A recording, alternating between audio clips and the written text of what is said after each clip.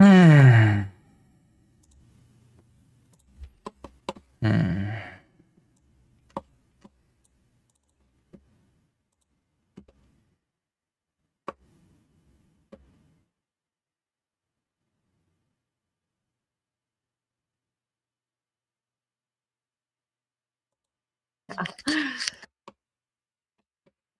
Hassan doxed everyone.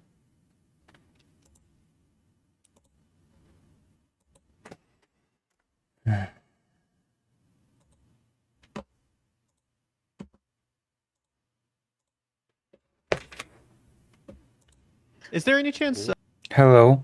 Wait, is this hello from now or? Taylor, your mic's not plugged in? It sounds like you might be on computer audio or something. Let me fix it. Hold on, you're right. Political orgs and dark money groups. Hello. So let's continue. There are some real great advantages to housing this program in a nonprofit. It's not motivated by money, but by different opinions. I know they can't handle that. They're not allowed to think. A bit more It's structured. also so gross that he knows.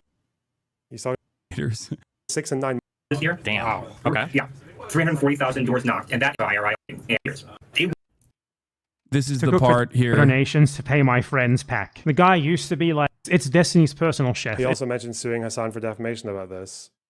Would that succeed? Thank you for the tier 1. Lucy, what happened?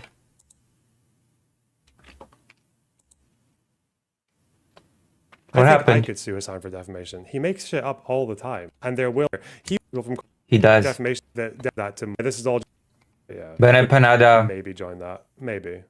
Because he Hassan. just does it so fucking flagrantly. Like, yeah. You didn't say hi. I said hello. He's the guy who Destiny pays to pay my friends. Went by the name Lycan, and he got when he, as I said, to Any of the FEC couldn't take the about the Western Deniability. ruling, but I'll clarify. Yeah, Hassan doxed a bunch of content creators. So vote like a study. Showed their address. Or back and be like, that's Isn't that crazy? Needs to keep motivating them, and I guess like being a to be part fair, they can kiss the knee as well. I don't give a fuck. of Destiny's orbit for a crumb of ring. additional eyeballs that you might get from his very loyal fandom and his very that's- loyal community. No, It could be one stop. of those. It's very bizarre, but because one of the people doxed Dylan Burns, and Dylan Burns is not a Destiny orbiter. Like Hassan claims here, but Motivators.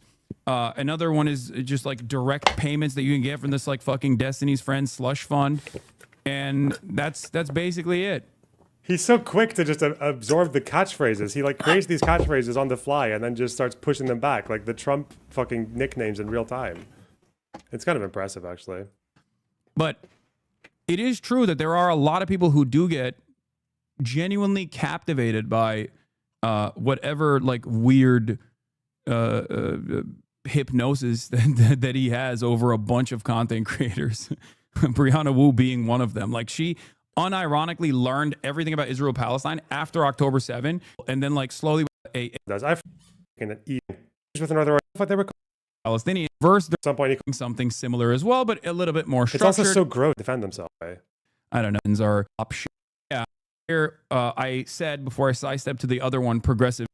Them. They're not Very impression that this article is giving is just leading people into completely false narratives, slandering someone.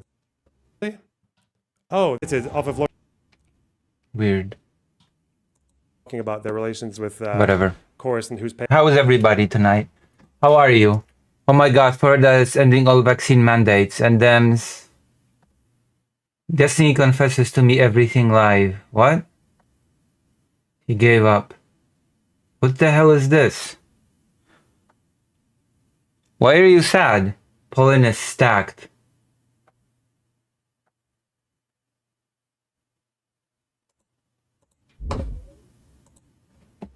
Poland is very quickly becoming a military powerhouse, and this is absolutely fascinating to watch. Yeah, very powerhouse that has no ammunition. No ammunition factories, no ammunition to speak of.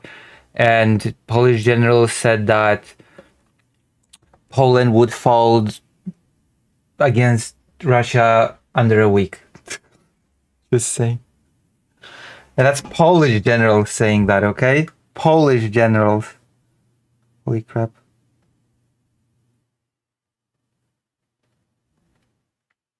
You know, the generals who have a pro-Polish bias.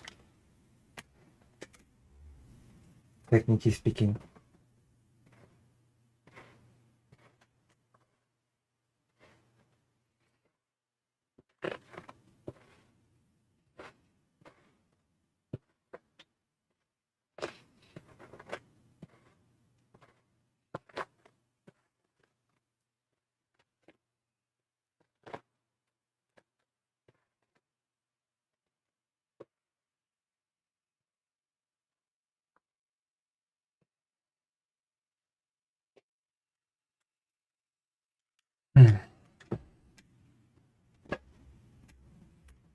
On August 1st, 2025, Poland would go and sign a $6.7 billion agreement with South Korea for the purchase of 180 K2 Black Panther tanks. The deal would be something that would represent a major step. Damn. What is this? Destiny confesses to me. We're good, What's up, we're buddy? good. I have an announcement I want to make, okay? Okay. Okay, it's regarding the last topic, all right? I don't want to say this in my stream, but I'll say it here, okay? Oh my god. Cause I'm a pedophile! Pedophile! You goddamn right. I'm a literal pedophile. Okay, wow, great. On record to Willie Mack when he was asked 3 times very clearly. Destiny is so funny. Oh my goodness, Destiny. Wow. Did you hear how funny Destiny is? If he potentially had child porn on his computer, and he answered in the affirmative every time. He said YES, yes. He knew that. Clip it and ship it, boys. Clip it and ship it. I want to see that clip on LSF immediately, okay? I want to see Brilliant. that on LSF. Oh my god. Brilliant.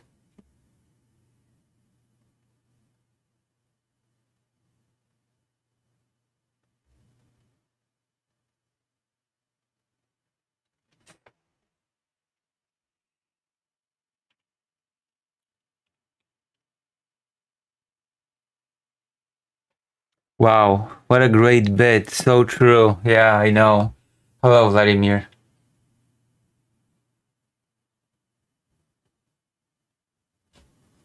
Brilliant. This is just amazing. It just won't stop.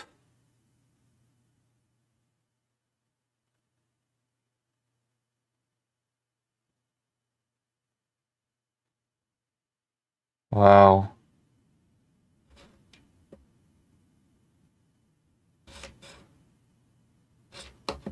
Wait, hold on. We're gonna watch some Blair White. Where is sad, fake Kyle Parker? Don't be sad. I order you not to be sad. I demand... You're referred to as the top UFO lawyer. You've briefed members of Congress. I demand you not be sad. The dark truth about UFOs. Why the governmentalists like... What? Uh-huh. Oh, okay. Everything is Hitler.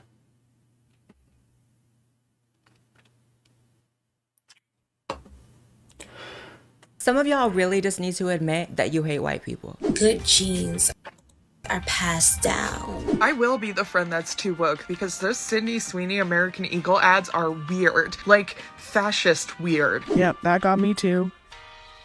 You are a grown-ass woman crying over a jeans commercial. You have good genes, but you burn in the sun. Why is that always overlooked? Now see, if I said something about smoke alarms, I would be wrong. Okay, this is just stupid. I have enough. Yes, also I skipped a lot of your streams, also for a reason. Why did you skip my streams? Hold on, what was the reason? You skipped a lot of my streams. What was the reason for you skipping a lot of my streams? I want an explanation, okay? You're not helping me in becoming a small streamer from a micro streamer. Okay? You're not helping me.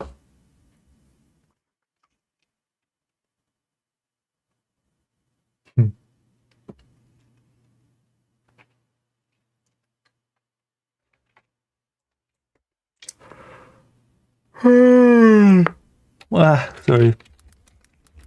My new antidepressants are making me sleepy. Matt Walsh, our favorite content creator, My dream has always been to destroy all minorities in sight.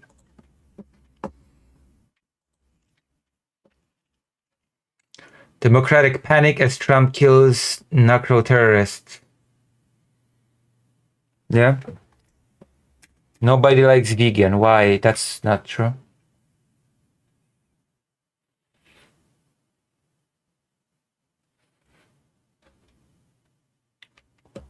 What the fuck? Burning the flag is attack on you, your family, and your country. What the fuck? Seriously?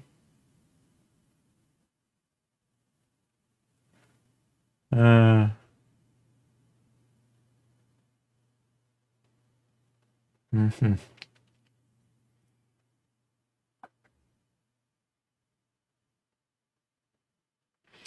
We don't need gun control. We need control of trans people. Because of course. Okay, let's watch some Matt Walsh. Brilliant. It's now widely understood that we don't need gun control, we need transgender control. We need Yeah, even though the person was apparently detransitioning and he really scrapped the bottom of the barrel for content. Yes. to finally eliminate this demonic and anti-Christian ideology from the What? Demonic and anti-Christian ideology of being trans. That's brilliant. That's amazing. Demonic. It is demonic to be trans. Hello, Dr. Johns. planet for good. When you're bombarded with nonstop That's completely not... Yeah, of course.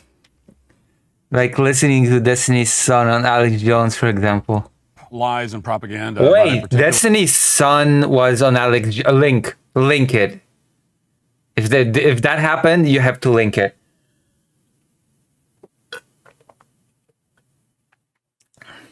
event, especially a disturbing It's so satanic to be trans.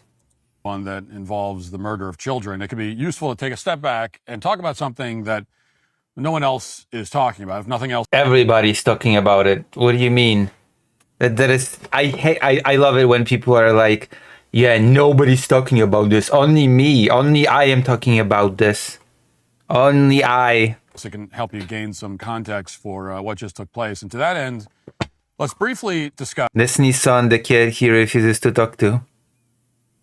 Lucy, I have no idea when, but I'm probably going to be leaving at some point because it's my aunt's birthday and we're gonna go to a restaurant to eat. Just don't poop your pants. what happened last summer in the affluent town of Braintree, Massachusetts. Several girls between the ages of 9 and 17 were watching a film at the AMC movie theater. They were there to see the Ryan Reynolds movie that just came out called If. And that's when, Only kid he refuses to talk according to to. police, a man named Okay, I've Jerry already had it. I've already had enough. I just cannot stomach Matt Walsh. Lucy, have you pooped your pants? No, I know that the joke, Dr. Johns. I got the joke. I got the joke. Lucy, have you pooped your pants? Always. I live for it. Clanker, the C word. Is Bosch desperate for content? Come on. The Clanker discourse? The Clanker discourse?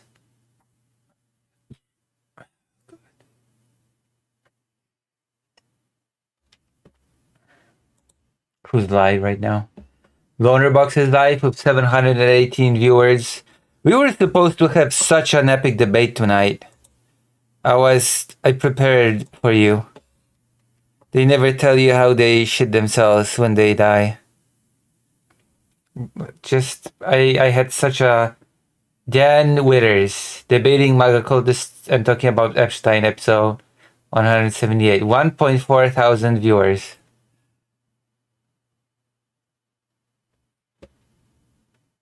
Vosh has 5.3 thousand viewers.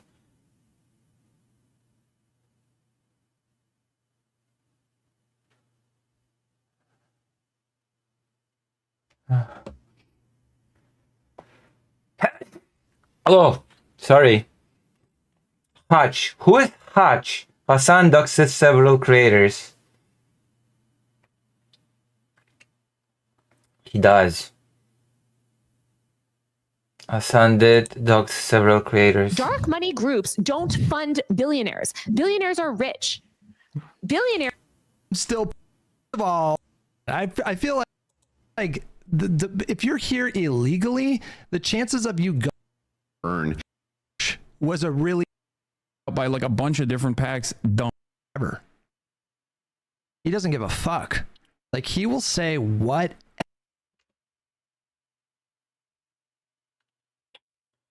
Yeah, that is a big topic now.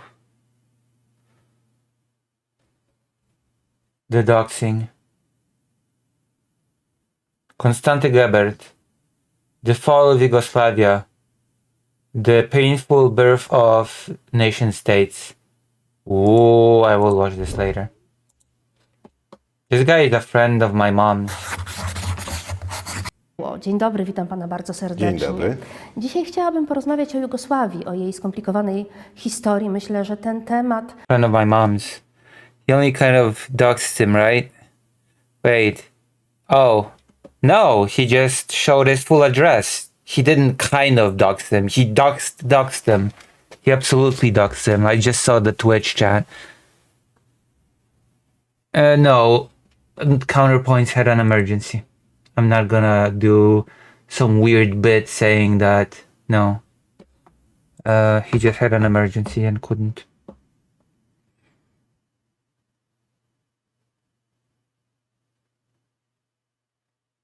If it's TBZ, he walked it back a bit. Just a bit. Wait, who walked it back? Who walked it back?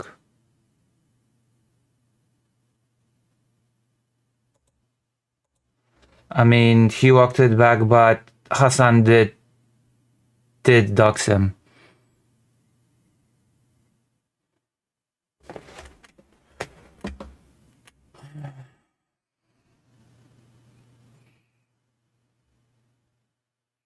That's not really that's a very small consolation that the street number was not shown.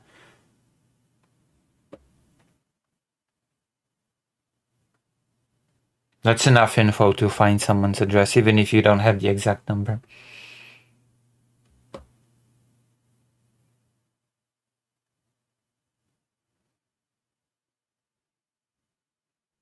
That's just, that's...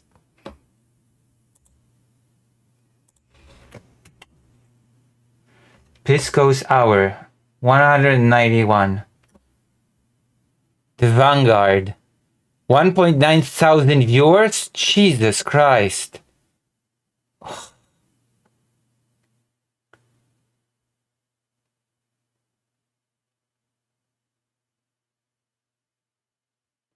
My buddy famously hates Ben and Panada. So Tyler, you rose to fame doing battle with Ben and Panada. Them. Oh. So what did they say? What did your friends say?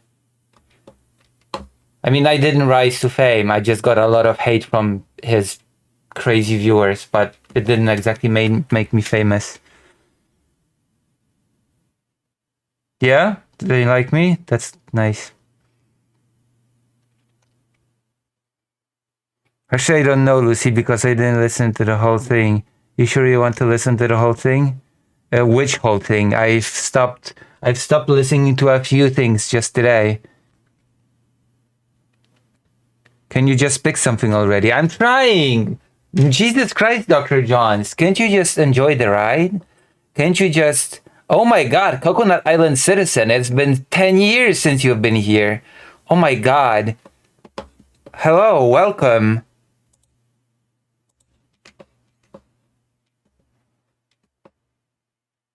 Dr. Johns is bullying me. Also, someone should gift Coconut Island Citizen a sub. Destiny's Son is a Nazi.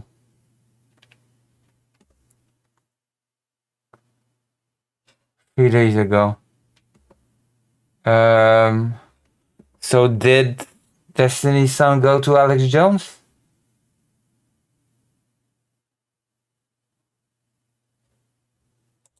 Well, you know, Israel's the only country in the Middle East you can go in. I'm like, you know, I don't really care. First of all, I'm not going anywhere over there. And second of all, it's irrelevant that I'm trans. I'm an American and I'm looking at what's happening. I actually had a YouTuber who I was friends with and out of nowhere messaged me and was like, hey, I'm sensing that you're anti-Israel and this is a really big morality issue for me. So I'm cutting ties with you. And I'm like, so I'm anti-Semitic. I think all I had said at the time was like, it's okay to critique Israel, which has nothing to do with Jewish people are separate from all of this. But that's why I get so frustrated when I see, you know, our Jewish brothers and sisters, just normal people who do get so upset when you critique Israel. Jewish brothers and sisters. I've been busy. Oh.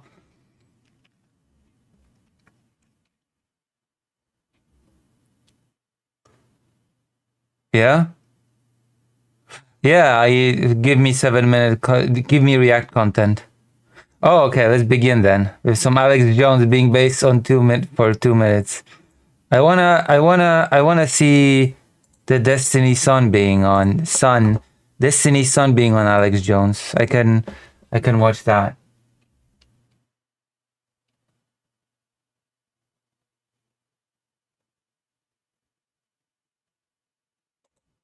It's over, Spider-Man! Stop this, Electro! Stop this, Electro!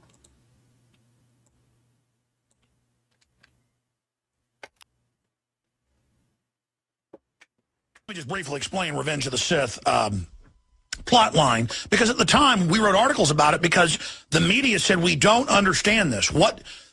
This makes no sense. The most popular of the 3 prequels. They made total sense. Emperor Palpatine was a little-known senator from Naboo, small planet. He finances terrorists to attack the planet.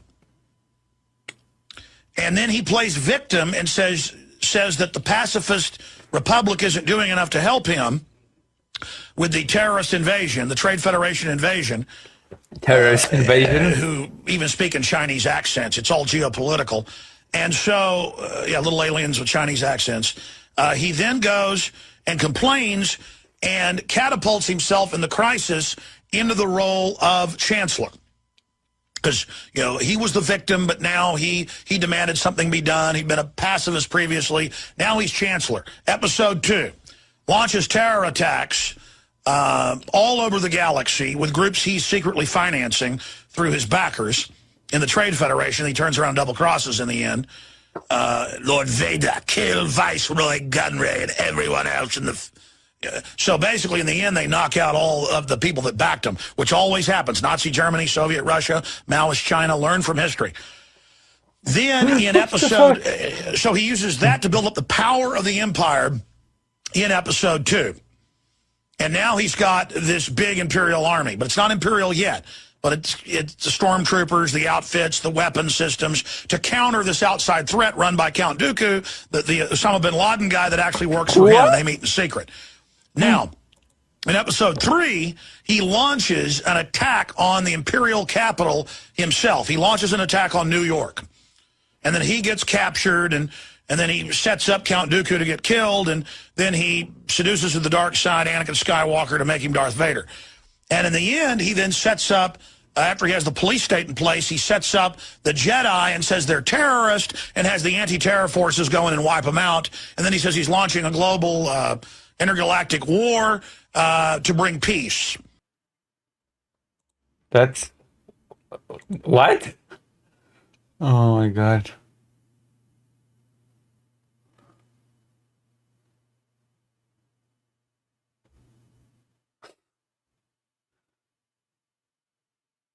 I don't think it's a critique of Trump. I don't think so.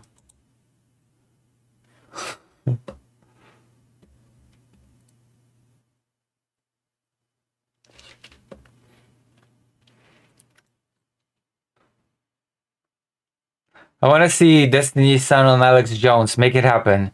Okay? Make me see it.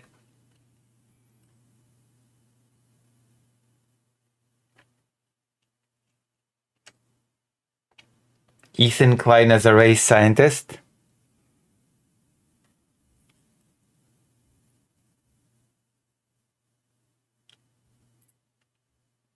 I'm just watching who's live right now. Autumn, I bet. It's not really autumny very much in Poland yet.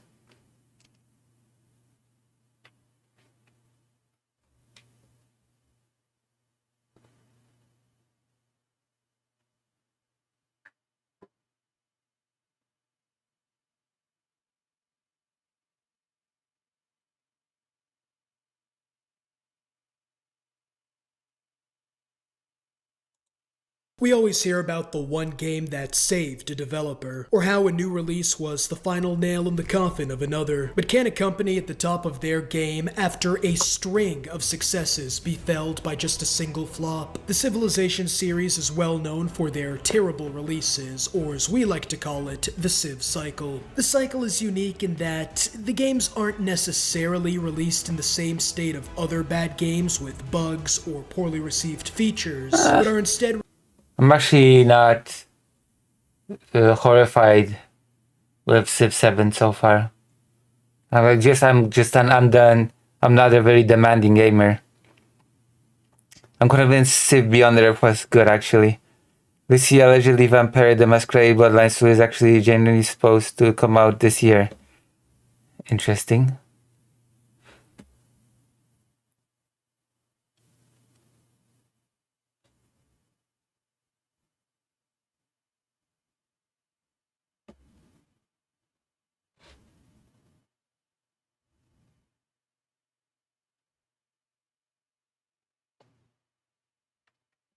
We'll see. We'll see what will happen. I'm so disappointed. Boogie. We'll do some news today. We'll have to. We have to do some news. PRL w Komamie. Gość Wojciech Borowik.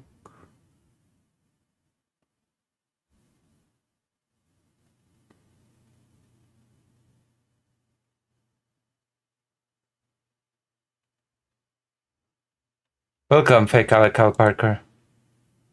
I'm thinking what to cover. He wasn't ready.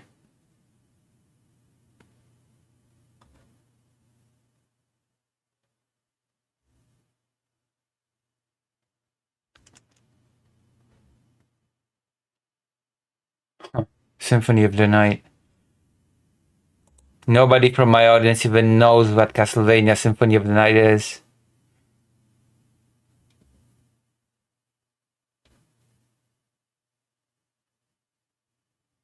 I do? Really?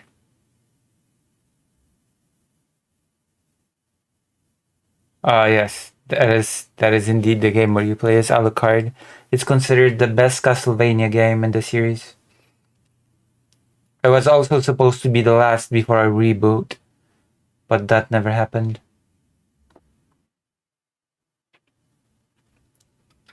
Yep.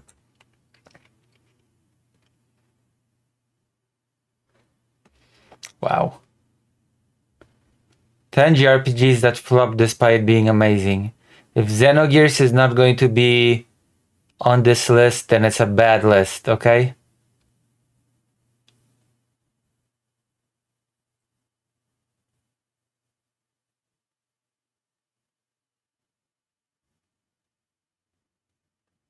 I watch line goes up at least once a month. What does that have to do with anything? What does that... What? What do you mean? One of the most heartbreaking things about being a gaming fan is you can be enjoying an amazing game, getting excited for its sequel, only to learn that the game absolutely bombed sales-wise. And because JRPGs are a niche genre, they're more prone to sell poorly or fail to meet sales expectations. So in this video, I want to talk about 10 amazing JRPGs that sold incredibly bad. And if you enjoy JRPGs and want to stay up to date with the latest news, reviews, and other fun videos just like this one, be sure to subscribe so you don't miss anything. Now with this first game, I can already hear the frustrated groans through the internet, and that's Neo: The World Ends With You. Now the first game in the series, The World Ends With You, was a cult hit on the DS with its really unique art style and battle mechanics, and fans prayed for a sequel. Now eventually it did get a remaster on both Nintendo Switch and I also believe on smartphones, and fans finally got their prayers answered with a sequel. And it was an amazing game, very stylish art style. It had a fun new action combat system that made it much more playable, an intriguing story, and cool cast of characters. But it flopped, huh? And it seemed like it was set up to be a huge hit. It even scored really well, scoring in the mid-80s. Someone mentioned folding idea in chat if you were paying attention to us. Yes, I was.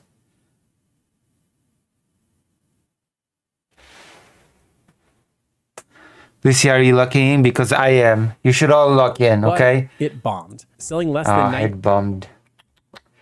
Too bad. Stay mad. Oh.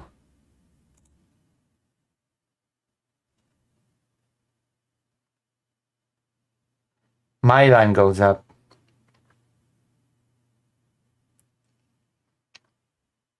My line goes up because, you know, I get a lot of hate. Let's watch the video that was recommended to me by Dr. Johns.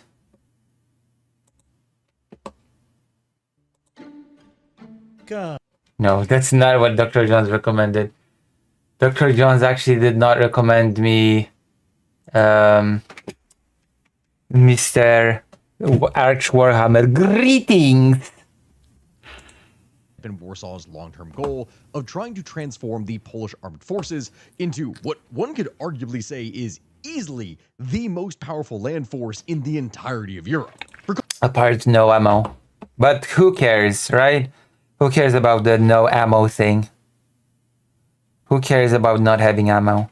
That's not a problem. Context of what I'm talking about here. The K2 Black Panther is a highly advanced South Korean main battle tank. The first 64 units to be delivered are going to be the K2PL configuration, a customized variant that meets Polish operational requirements, which includes enhanced armor, Polish-made battle management systems, NATO standard communications, and more.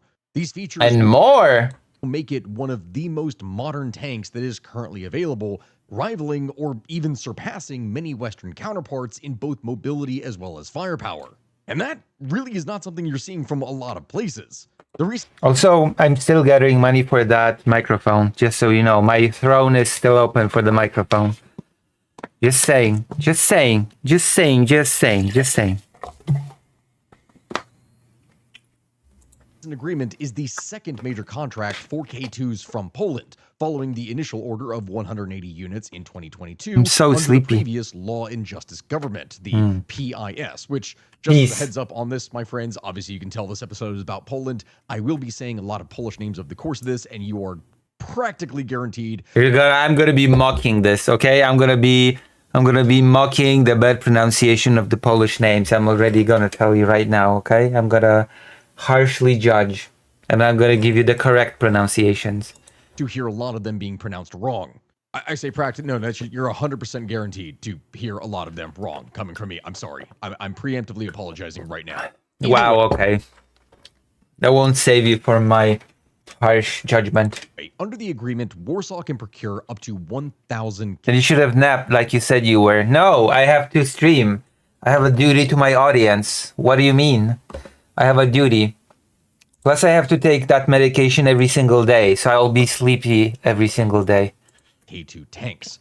Moreover, besides that, 61 of these tanks from the latest order are set to actually be produced within Poland itself, which is pretty important considering how, when you're trying to import weapons from another country, if something happens and this gets cut off, it's a pretty bad thing to take place. Serial production is expected to begin between 2026 and 2030. Oh, 7 of us? Yes. Currently 6 actually, but yes. To gradually shift from imports of weapons to fully local assembly of the K2PL variant. The deal also includes 81 support vehicles, an extensive logistics and training package, and maintenance infrastructure. Besides this, perhaps most crucially in everything I am describing, it contains a significant technology transfer provision. This allows Polish firms to take over elements of the tank's production, its maintenance, and eventually even parts of its future modernization. which strengthens the domestic defense industry of Poland again. Wow. Again, oh, Ukraine, UA. But again, what about ammunition? Reducing reliance on foreign suppliers, something that Poland and many other states are finding a lot of difficulty with now. They do not want this to be the case. From this picture that I am building for you here today, my friends, it is estimated that by 2030, Poland is expected to have over 950 modern battle tanks, MBTs, that are in operation. 360 of these being the K2, K2PL Black Panther tanks from South Korea, 366 US M1A1 and M1A2 SEP-V3 Abrams tanks, 235 German-made Leopard 2 tanks, and in addition to that, besides these varying tanks from different countries, Poland still has around 150 PT. I'm not used to people glazing Poland so much. I'm always used, ever since I was a kid, I was used to saying that Poland has a shitty military.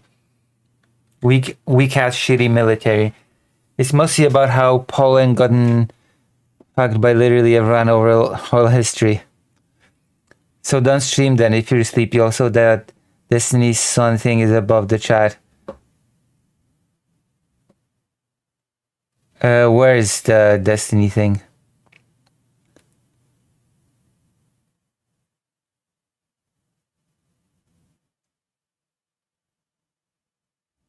Is it?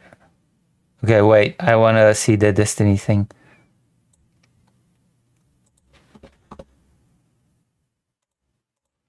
Yeah, but I'm gonna be sleepy every single day for some time. For some time now, I'm gonna be sleepy for every single day, so... Welcome back to the most professional... That's the side effect of my antidepressant medication.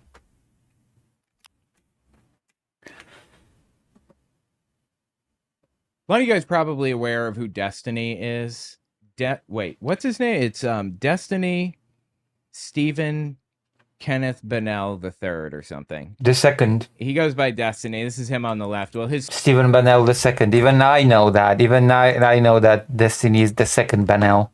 son on the right, Nathaniel, is now a neo-Nazi, I'm sorry to say. Do you understand the Burger King hat thing? No. There's a video that like went viral a while ago. These guys got on a plane in Burger King hats. Oh, were they yelling the N-word? Yeah, that's what he's referencing by taking that photo. Really? Yeah. It became a trend. I did not know that. Yeah, it became a trend where you'd get on or go into a place with the Burger King hat on and then like record your... Oh wait, this is history. Okay. Jesus. 120 tanks, which are an upgraded version of the Soviet T-72 that was produced by the Polish defense industry over the course of the 1990s, which brings, again, the total projected number of tanks to 1,100, which is an incredibly powerful force. To put this into perspective, the combined... What about ammunition, though? Tank fleets of Germany, France, and the United Kingdom, as well as Italy, amount to 950 operational units, meaning Poland itself will outnumber these four countries. Among these nations, only Germany is actively pursuing a significant increase in armored capabilities. The European Union possesses around 5,000 tanks on paper, but really, when we're describing this, only a fraction of those are actually modernized and or combat ready. You could have ones that are modern, but they're not ready to be used, and you could have a whole bunch of ones that are ready to be used, but they are decades old at this point. And when I say decades, I mean 30 or 40 years and not ready to be used. Because of this, my friends, Poland's tank fleet is set to be the most modern and numerous in the entirety of Europe and one of the most in the entire Western world. Wow. From everything that is being done, Warsaw really does seem to be trying to position itself as the new center of the European strategy. But tanks are not everything, especially though. when it comes to land warfare. Which personally, looking in on this, I can only look at it with a sense of both shock. West hyping up Polish army so they don't need to help in any case, true. Also, where's the ammunition for the equipment? Also, I'm so not used to people glazing Poland so much when it comes to the military. I'm really used to Poland's military always being weak and shitty. As well as complete understanding considering what it is that Poland has gone through in the past. Because the question, as always, that we try to answer here on the History of Everything podcast is, how exactly did we get here? And with war still raging on between Ukraine and Russia, what exactly is going to happen next? Well, my friends, in order to explain this, we are going to need to step back in time for some context. Further back, in fact, so that we can understand the Polish mindset, which really anything that is being done now with Polish remilitarization and modernization stems not just from the past couple of decades, not even the past century. This is something that stems back from 300 or 400 years of frustration. The events that are taking place here are not a new idea. It's just the most recent manifestation of the Polish psyche, screaming, and I will quote this, "Never again." The Polish Which, in order to psyche. explain, we're going to have to dive in now. And on that note here, my friends, I'm going to be talking about Oh, boy. Russia a lot over the course of this video, because anytime you're talking about the history of Poland, Russia is going to be involved, and it's not going to be in a good way. Which naturally means that I have to be extremely careful with the sources that I use when presenting these things to you, because anytime you're looking at anything to do with Russia on the internet, it's going to be either very pro-Russian or very anti-Russian, and there's like hardly anything in between. But understanding the biases of that is extremely important in today's Oh day and no! age, especially with the Holy shit! It's easy. No, that's so shameless. Is this gonna be the ad for that app? Oh, this app will show you what part of the political spectrum your sources are on. I mean, we need ammunition factory and we good, but still the number of soldiers are exaggerated. Yeah, we do need a factory, and there's been a big investment of money into a factory that never materialized. There's been a whole scandal. Ground news, I knew it, right? Jesus Christ. Going Russo-Ukrainian war, which is why I'm very proud to be sponsored by Ground News. Oh, no. Jesus. Picture. And that is how I use to get. However, due to a national understand that I use to get this information. That was so forced. That was so forced. Oh, there's so many sources about Russia that are either pro-Russia or anti-Russia. There's nothing in between. Get Ground News. Use my promo code. Oh, Jesus. To be able to present to you all. Do your own research. Don't let yourself be controlled. And good luck out there, my friends. For those of you that are watching this right now, you need to understand that Poland has a very long and proud history. However, due to a national Polish entity getting swallowed up, not once, not twice, not even... Sorry. Technically, Polish entity has a very long and proud history. However, due to a national Polish entity getting... What the fuck is the Polish national entity? Swallowed up, not once, not twice, not even technically 3, but more like 4 times.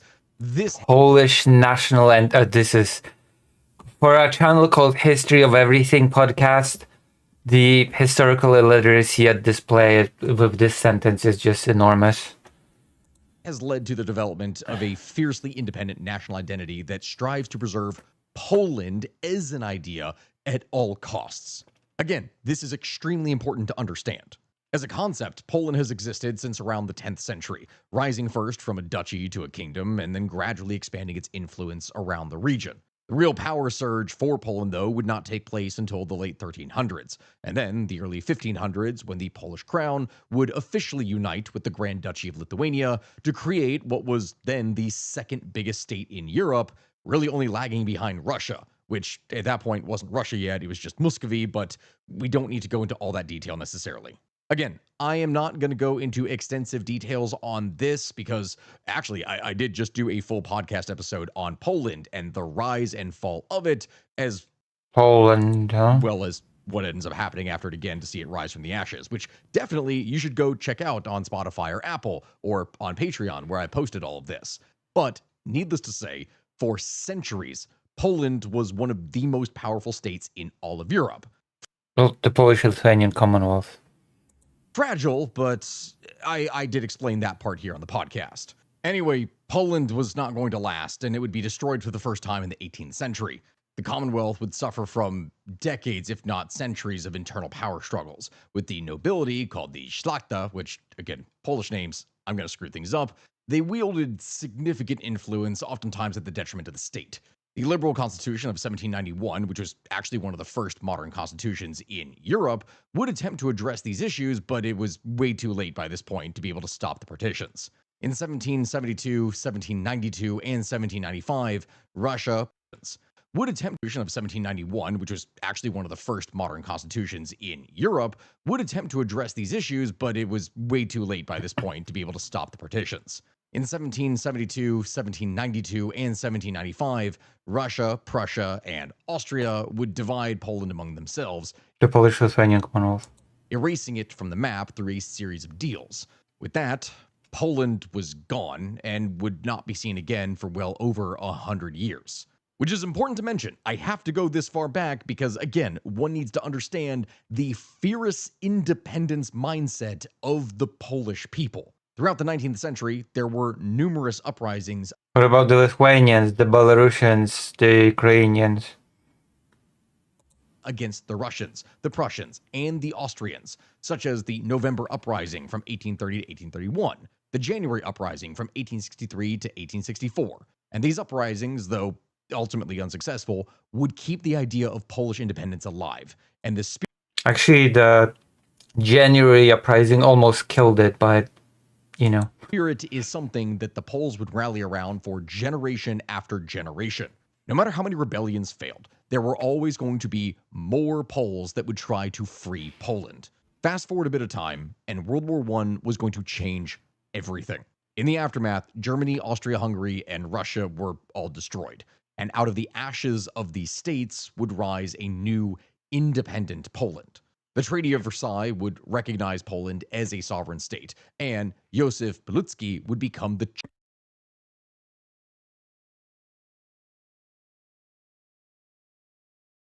I've never heard anybody pronounce this name so badly. chief recognized Poland. It's pronounced so bad that I need to hear it again, actually. I've never heard the surname so butchered in my life. As a sovereign state, and Józef Piłsudski would become Piłsudski. Józef Piłsudski became Józef Piłsudski. Did you see an historic civics video of Congress of Vienna? No. the chief of state. Now, here is where things start to get a little bit messy once again, though. The Versailles Treaty of 1919 would define Poland's western border and granted access to the Baltic Sea by creating a Polish corridor along the Vistula River. Danzig, now then Gdansk, would have a German majority and become a free city supervised by the League of Nations.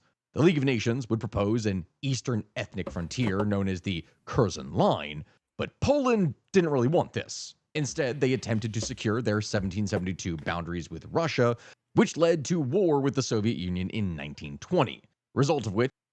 Well, no, it led to the war with Ukraine first, and it also led to skirmishes with Lithuania, because remember that there was... The war over Lviv was not with the Soviet Union, it was with Ukraine. And what about Vilnius? So I think like we're skipping a few steps, okay? We're skipping, just gonna skim over that whole pesky Polish-Ukrainian war, huh? Which was fine, but Poland didn't really want this. Mhm. Instead, they attempted to secure their 1772 boundaries with Russia, which led to war with the Soviet Union in 1920, result of which was kind of mixed, but it still was a Polish victory. The Treaty of Riga was it? Poland survived that war. It didn't win it. It did not get what it wanted. actually split the borderlands instead of Poland getting everything, which denied Poland any further possibility of regaining the strategic initiative in the... Actually, the goal for Poland was not to gain everything. It was to kind of create, at least Piłsudski's plan was to create an independent Ukraine that would be a buffer and then do a close allyship with it. Pop history and simplification, who would have thought? future.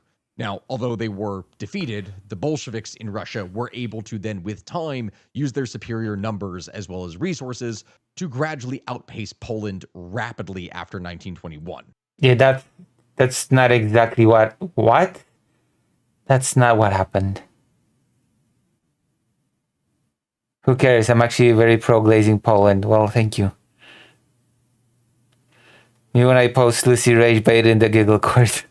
And of the peoples of the borderlands, only really the Lithuanians achieved independence.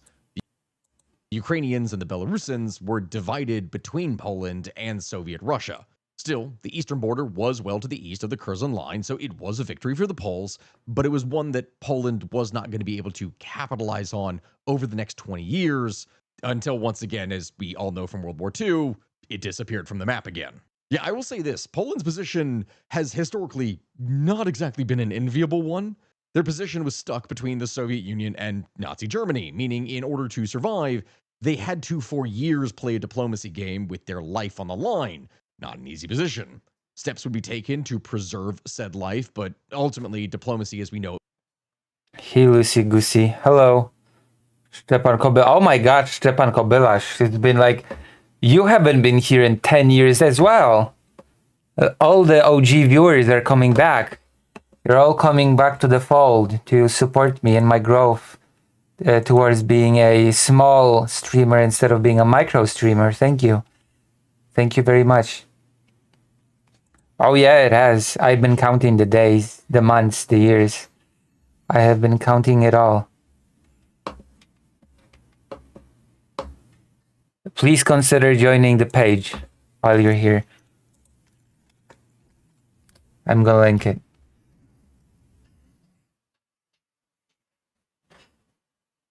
No. That's exactly what happened, Lucy. Let's cope together about how cool and actually deep Poland's history is, true. Let's do that. It would fail with the invasion by Germany in September of 1939, and a few weeks later it was invaded by the Soviets on the other side, wiping it from the map yet again. The war was absolutely devastating for Poland, with millions of civilians. Yeah, what's also devastating for Ukraine, Belarus, and soldiers being killed, and including the Holocaust, which resulted in the deaths of approximately 3 million Polish Jews, it would depopulate large parts of the country. However, the Polish spirit was not going to die. The German attack on the Soviet Union in June of 1941 drastically changed Poland's position because now one of its enemies had become a member of the Grand Alliance. International support was going to be tricky. Under British pressure, the Polish government in exile would reestablish relations with the Soviet Union through the Sokolski-Miaski Accord, which accepted the annulment of the Ribbentrop-Molotov Treaty without explicitly getting Soviet renunciation of annexed Polish territory. Once the Soviet Union had something, and when I say this, especially Stalin, if he had his teeth in you, he was not going to let go. And on that note, as the Germans were retreating, the Poles in Warsaw would begin their revolt in August 1st of 1944 by the clandestine Home Army, which acted on orders from Poland's government in exile in London. The aim... Yeah, that's not exactly what happened. ...of this revolt was to try to free the capital from German occupiers and to take control of the country ahead of the advancing Soviet army so that Poland would be able to rule over itself. Actually, it was the decision was made by the person in Poland based on wrong, incorrect intel. And not just as a communist puppet. For a brief time, Poland was, technically speaking, free again, but Moscow, and specifically from this Stalin, intending to rule post-war Poland, would go and withhold help and kept the Red Army positioned on the other side of the Vistula River as the capital would bleed and burn. The Germans, with their more professional army and superior weaponry, would end up killing over 200,000 Polish fighters and civilians and raised the city. That is such an incorrect... Oh, God. 200,000 Polish fighters, and so that is such a... This borders dishonesty, okay? This is so incorrect that it borders in this dishonesty. Fighters and civilians. Okay, how many of those 200,000 were fighters and how many were civilians? Like, you cannot just say 200,000 fighters and civilians. In revenge. Only then did the Soviets move in and take control of everything, executing Polish soldiers and political figures as they moved to establish a communist government under their sway. This was arguably the briefest moment of freedom, if you really want to call it that Poland would have, and once again, it was stripped from them immediately. The post-World War II era would see the Polish Workers' Party take control of the government with Soviet backing. The communist regime under Boleslaw Bierut would begin implementing Soviet-style policies, including nationalization of industry and collectivization of agriculture. This period... Actually, the collectivization of agriculture was pushed back by the Polish Communist Party. We can look into it.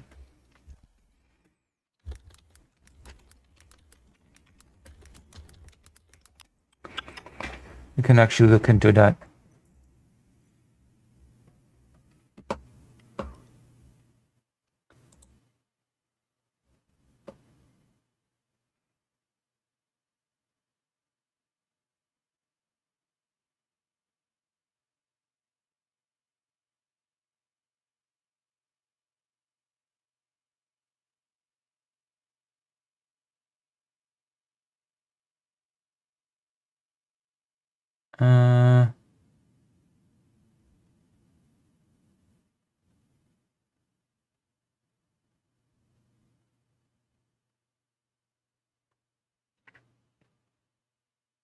Okay, we're gonna go back to this later.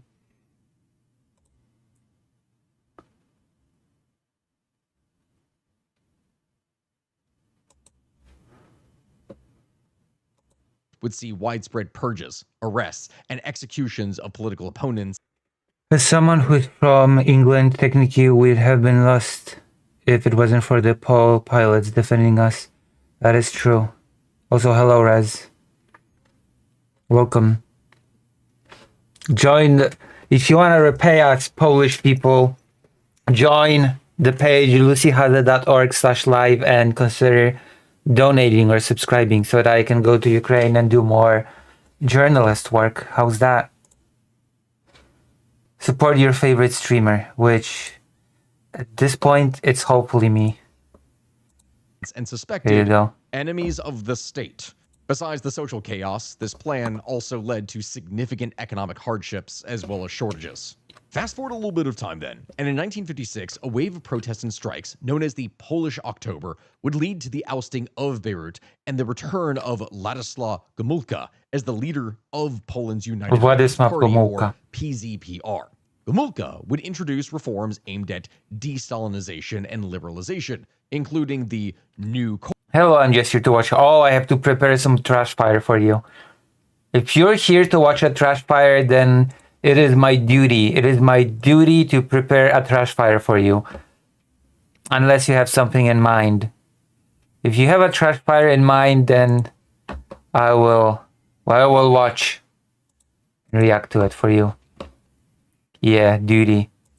course, which aimed to improve living standards and reduce state control over the economy, surely a rarity when talking about things within a communist state. However, these reforms were rather limited, and they didn't address the underlying structural issues that were creating a lot of corruption and, in general, stagnation. As a result, economic difficulties and rising prices over the decade would lead to widespread protests and strikes going into 1970, especially in the shipyards of Gdansk and Szczecin. Szczecin. Look, I'm sorry, Polish names. My editor's going to put it up here. Szczecin. SZCZ.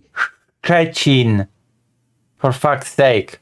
ECIN. I promise you I'm trying. Anyway. Ugh, not hard enough. Something better than a sex-pest Nazi son talking with a guy who got sued into oblivion by lying about a school shooting. Link your propositions.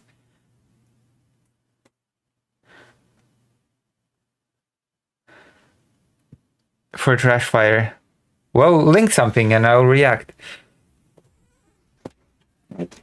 I wasn't the only person that was going to have difficulty saying things, as it's kind of hard to speak when you have bullets going into your mouth. The government would respond with immense force, resulting in the deaths of dozens of protesters. Gomułka was forced to step down. Oh, actually, he pronounced it pretty well here, Gomułka.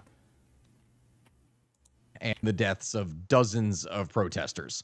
Gomulka was forced to step down, and from there was replaced as first secretary by the more pragmatic head of the party in Silesia, Edward Gierek. Gierek. Poland was getting restless once again, Gierek. and something had to happen.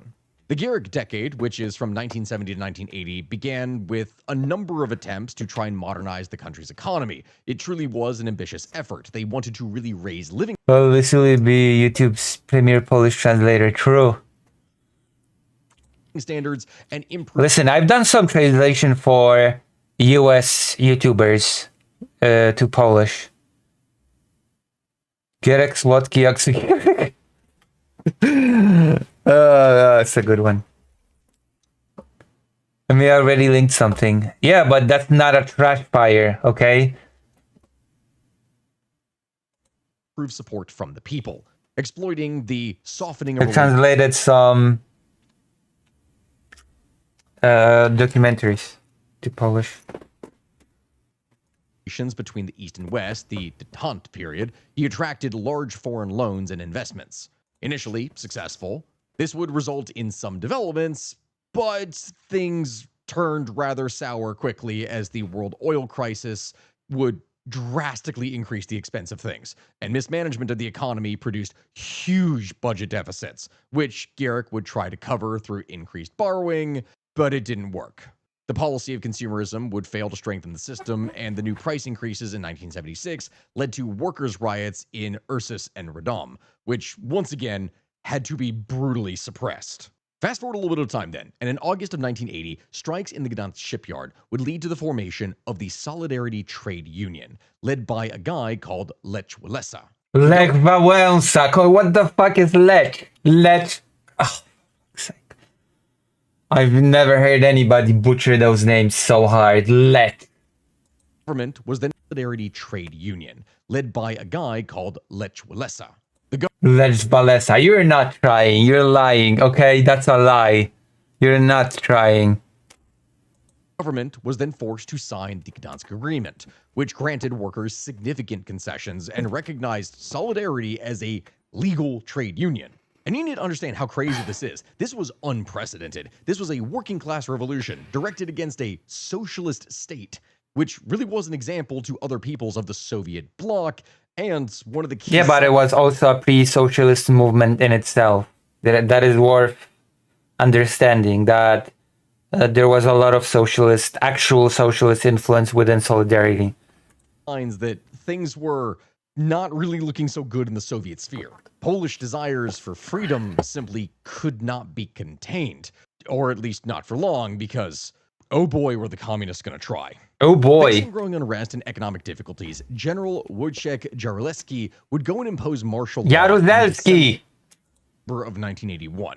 This period... My father got arrested at that time, by the way. My father got arrested during the martial law period. Would see widespread arrests, including Walesa and Wałęsa.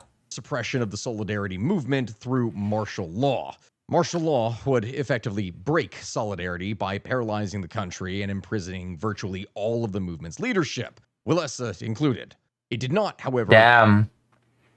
I'm not sure if I would call my father a leadership, but he was arrested at that time. Destroyed the movement entirely. After the lifting of martial law in 1983, the government, despite its best efforts, really couldn't establish any degree of legitimacy. People were not listening to it. Severe economic problems would only worsen the political deadlock.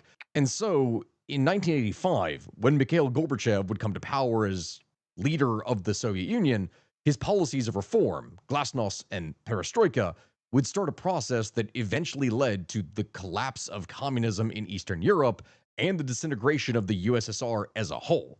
The Jaruzelski regime realized that broad reforms were unavoidable. They simply couldn't continue as they were. Jaruzelski. And a revived solidarity movement had to be a part of it. The roundtable negotiations that would take place under the auspices of the church would result in a, quote, negotiated revolution. Solidarity was restored and would participate in a partly free election in June of 1989 that would bring it a sweeping victory. This was it, my friends. Poland had done it. It was finally free once again. And as a whole, it swore to never let anything like what had happened here in this video that we have been describing so far take place ever again. This is why I explained everything that I have. The remilitarization. This is why the Polish army has been so shitty and weak for decades to come after 1989. Sorry, I'm being mean. Of today is tied back to this era. However, in order to make said dream of permanent... Like what? Poland has only now woken up? It's been quite a few years after 1989, okay? And Poland has only now woken up and said, oh, never again, never again. And before that, it was like, whatever. Maybe a little bit again. Maybe just a little bit is a treat. We'll allow it to happen again a little bit. I don't know. I'm gonna go to the toilet and then we'll finish watching the VOD, okay? I'll be right back. Invite your friends, family, colleagues, partners, children, grandchildren. Invite everybody to the stream. It's glorious. Okay, it's glorious.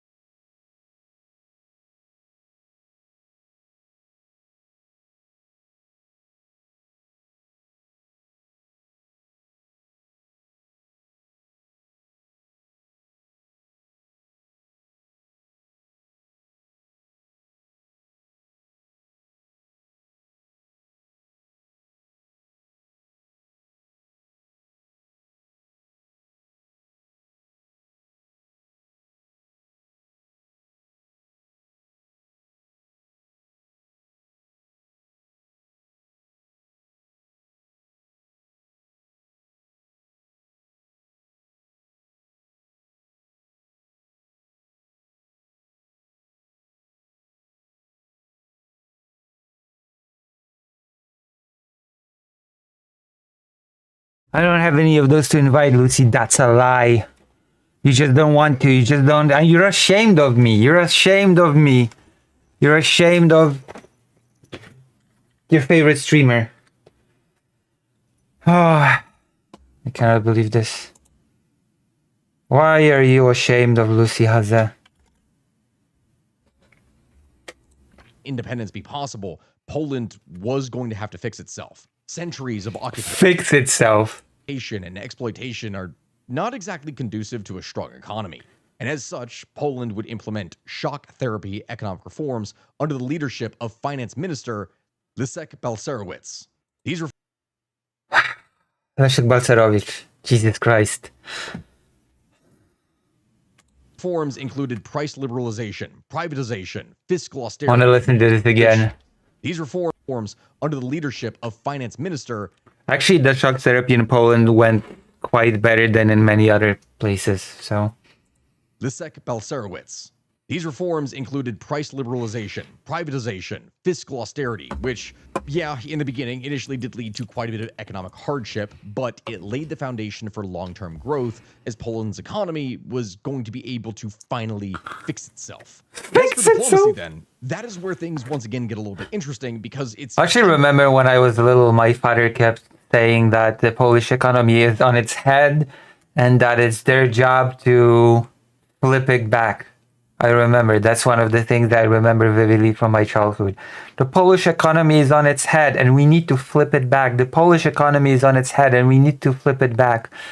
Everyone in Poland should vote for Lucy because she will fix Poland and make it greater country of all time. Listen, Rob Fortune, consider joining lucyhazard.org/live and donating or subscribing. Of like in the interwar years. Over the course of this time, Poland would have to balance its diplomatic relations between East and West, while at the same time focusing on strengthening its own position. It would seek an alliance. Yeah, that's why it had a shitty army for so long, for years on end. With NATO, it would go and try and join the EU, and all of this would work phenomenally well. Lucy will make Poland great again, yes. Because these efforts were complemented by the external issues that were being faced by other former Soviet countries. As the Soviet Union was absolutely collapsing, this is not something that would be reversed, and Poland wanted to make sure that that was going to be the case. In 1991, the USSR would dissolve into 15 sovereign republics, splitting apart the Soviet Empire in Eastern Europe, as well as the Soviet Union itself. Ukraine and Belarus, Who did you invite? neither of which had ever been established as sovereign states, would both appear on Poland's eastern border overnight, which would act as a buffer between it and Russia, something it had never... Interestingly enough, Poland has normalized its borders with Ukraine while Ukraine was still a part of the Soviet Union. This is a very, very important thing to remember. Before. As a result, it became official policy of Poland to be friendly to, or if possible, allies with these countries. Though Belarus is its own thing entirely that we're going to have to address at some point because of how incredibly backwards this is and how bad its dictatorship is. Either way, Poland's history with its neighbors, if you really look at the past, considering everything I was talking about, and I know I skipped over quite a bit, that has oftentimes in the past been more Blended, that I agree. Reconciliation. But in the 1990s, the Polish government would prioritize regional reconciliation over pursuing territorial revisions like they had 100 years prior, leading to it joining NATO. It's actually related to how the opposition in exile formulated how Poland needs to have friendly relations with Ukraine. And in 1989, after 1989, the new Polish government normalized relations with Ukraine while it was still in the Soviet Union, because the expectation was that the Soviet Union will fall at some point, and then Poland will need to have good relations with the emergent Ukraine. That was the logic behind that normalization of borders. NATO in 1999 and the European Union in 2004. By the mid-2000s, Poland's strategic, economic, and cultural goal of a Euro-Atlantic integration strategy and defensive organization, that was essentially complete. From here, the Polish economy would grow rapidly over the course of the 2000s. The country would benefit drastically from EU funds, foreign investment, growing domestic market. In fact, this was so strong that Poland was one of the few EU countries to avoid recession during the 2008 financial crisis. It was hurt, but it did not experience recession. In fact, I think off the top of my head, it actually was the only country in Europe that did not experience a recession, which is a pretty big deal. But that is where things get a little bit complicated geopolitically. Yeah, because Poland came under the rule of law and justice. See, Poland, for all that we've talked about it so far, has had not so much of a major impact. I almost I almost did a goof. Oh my god, I almost did a goof. Oh.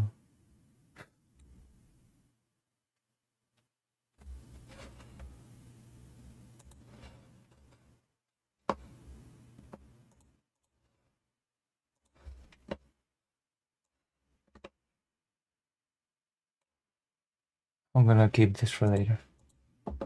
On the international affairs of things around it from 1989 to 2004.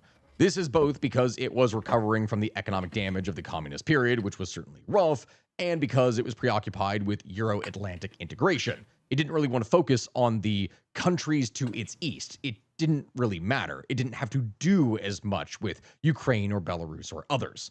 However, in 2004, that changed quite a bit. This being after Ukraine was rocked by a wave of protests in reaction to a rigged election that would have seen the pro-Russian... Polish people, like Polish civilians, I think the sympathy for Ukraine rose enormously after the Orange Revolution, or even just during it. Viktor Yanukovych becoming president over the pro-Western Viktor Yushchenko, which there's a lot of victors when talking about things in Eastern Europe, I know. The protests would A lot of Polish people basically concluded during the Orange Revolution that Ukraine was great. in the rerunning of the election, and eventually Yushchenko... I agree, Lucy. Poles and Ukrainians are basically like Naboo people and Gungans from the Phantom Menace. would be declared the winner. Now, of course, while Russia did dislike what was happening, the entire Polish political spectrum was united in its support for what became known as the Orange Revolution. It was perhaps the first major instance of Poland shaping Western policy towards Ukraine. The Polish government would help to mediate roundtable talks between the government and the opposition that helped bring Yushchenko to power, marking this new role as a mediator between the EU and Ukraine. The EU as a whole was rather hesitant to interfere in... Yeah, too bad that we now have President Nawrocki and Poland is, thanks to the new president, fast on track to being very shitty to Ukraine. Wow. Talk about wasted neighborly relations, huh? Anything that had to do with the Soviet Union. It really didn't want to step on Russia's toes here this time and potentially kick off a major war. Because, again, this is a time of reconciliation. Poland didn't really have this...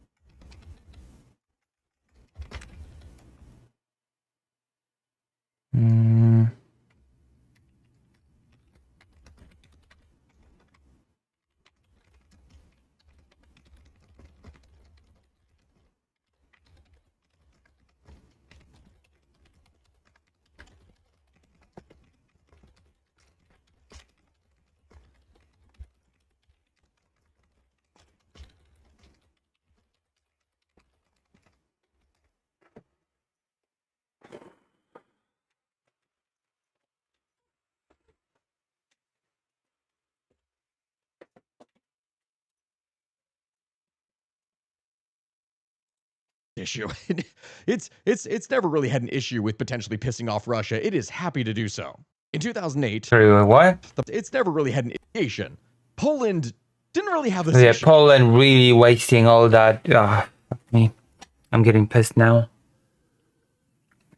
And there were so many troglodytes in the comments just jumping at me, saying that actually the whole veto by Nawrocki was such an amazing idea, that is such a good pro-Polish people move, even though nobody can demonstrate how it actually is supposedly benefits Polish people in any way, shape, or form. But whatever, who cares? Who cares about facts? Who cares about stats when you can just ride the populist wave all the way to heaven? Who gives a flying Yeah. It's never really had an issue with potentially pissing off Russia. It is happy to do so. In 2008, the Polish government would initiate the EU's Eastern Partnership, a form of cooperation between the EU and post-Soviet countries. Oh yeah, and also there's the Lublin Triangle. You know what the Lublin Triangle is, right? Konrad, you're still here? Do you know what the Lublin Triangle is? Let's see how much you are familiar with the modern day geopolitical stuff. Oh, Książę Józef Poniatowski. I actually like Książę Józef Poniatowski. Very, very interesting political figure, historical figure. But that's neither here nor there. Aim was to help prepare countries like Ukraine, Moldova, and Georgia for eventual EU membership, something that Poland thought the EU was dragging its feet on altogether or just uninterested in. But for Poland, this wasn't just a matter of, oh, hey, we're helping our neighbors. This is a matter of survival and national security. When Russia invaded Georgia that same year, Polish President Lech Kaczyński would make Lech Kaczynski.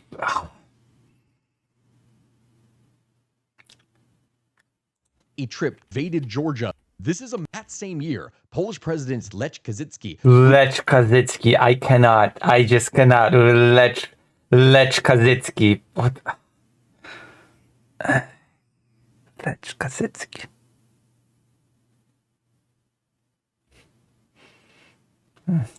Would make a trip to Tbilisi alongside leaders of Ukraine and the Baltic states while the war was still ongoing.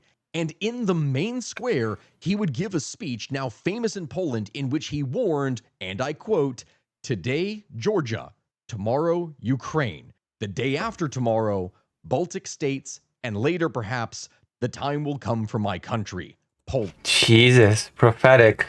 At least partially prophetic, right? Today, Georgia, tomorrow, Ukraine. Oh my gosh. End quote. Which, oh dear God, the amount of prophecy that this guy probably had. It's kind of wild because that is precisely what has happened. I mean, it's not hard to be a prophet when you're a neighbor of Russia and you had extensive history of the country, But this really does illustrate how Poland has a deep historical memory, and this is something that has framed the threat of Russian imperialism as something that must eventually threaten Poland's vital interests. Even if its territory is not immediately being threatened, it will at some point. That is the Polish mindset. Eventually, Russia is going to come for them again. So, fast forward a little bit of time, and in 2014, when Russia seized Crimea, the Poles saw exactly what was predicted 10 years earlier and immediately began to get to work. Well, the security situation in the EU... I mean, what sort of work did Poland do in 2014 exactly? It didn't send troops. It could have sent troops, but it didn't. So... Eastern and there was a discussion in 2014, believe it or not. There was a debate on whether or not Poland should be sending troops to Ukraine. You can find articles that describe that discussion. Would deteriorate over the next decade. Poland's economic success would enable it to significantly increase its defense spending, and it would do so immediately in preparation for what it saw as the inevitable coming of Russia. Poland would consistently approach or... But would not support Ukraine in any substantial way. That is worth noting. Exceed NATO's 2% GDP defense benchmarks, surpassing the target in 2015. Over the past decade, Poland's defense budget has tripled, Look at Duda. from 7.7 billion euro to 23.4 billion euro in 2024.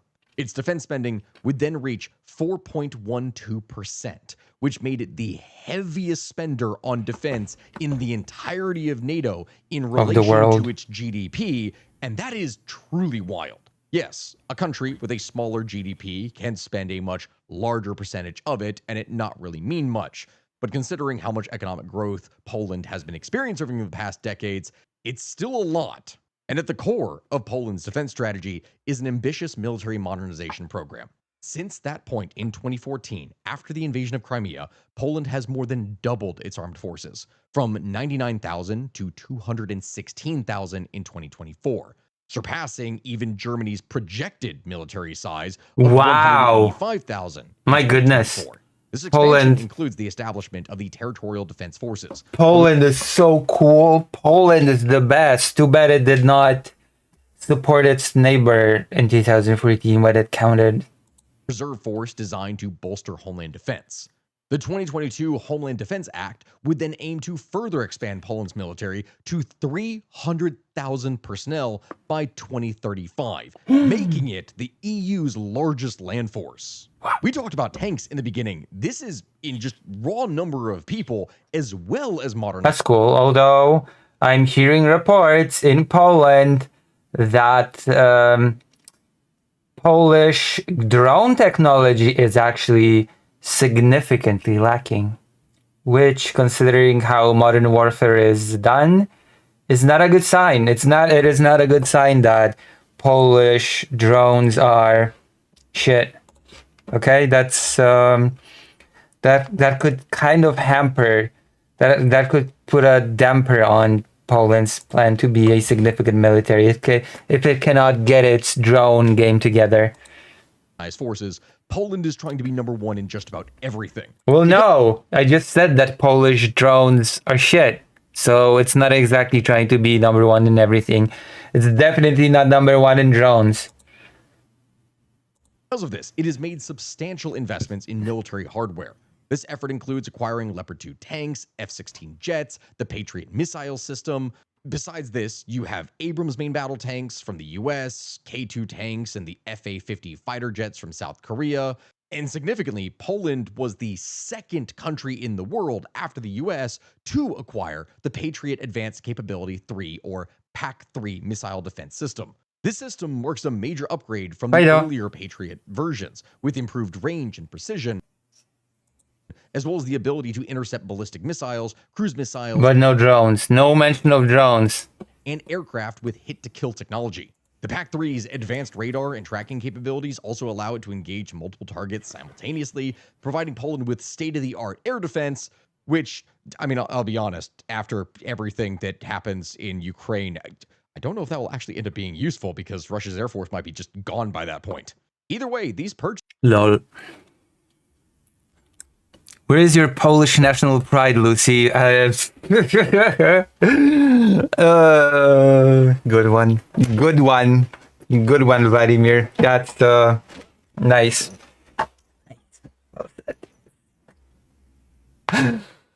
Polish national pride. Oh boy.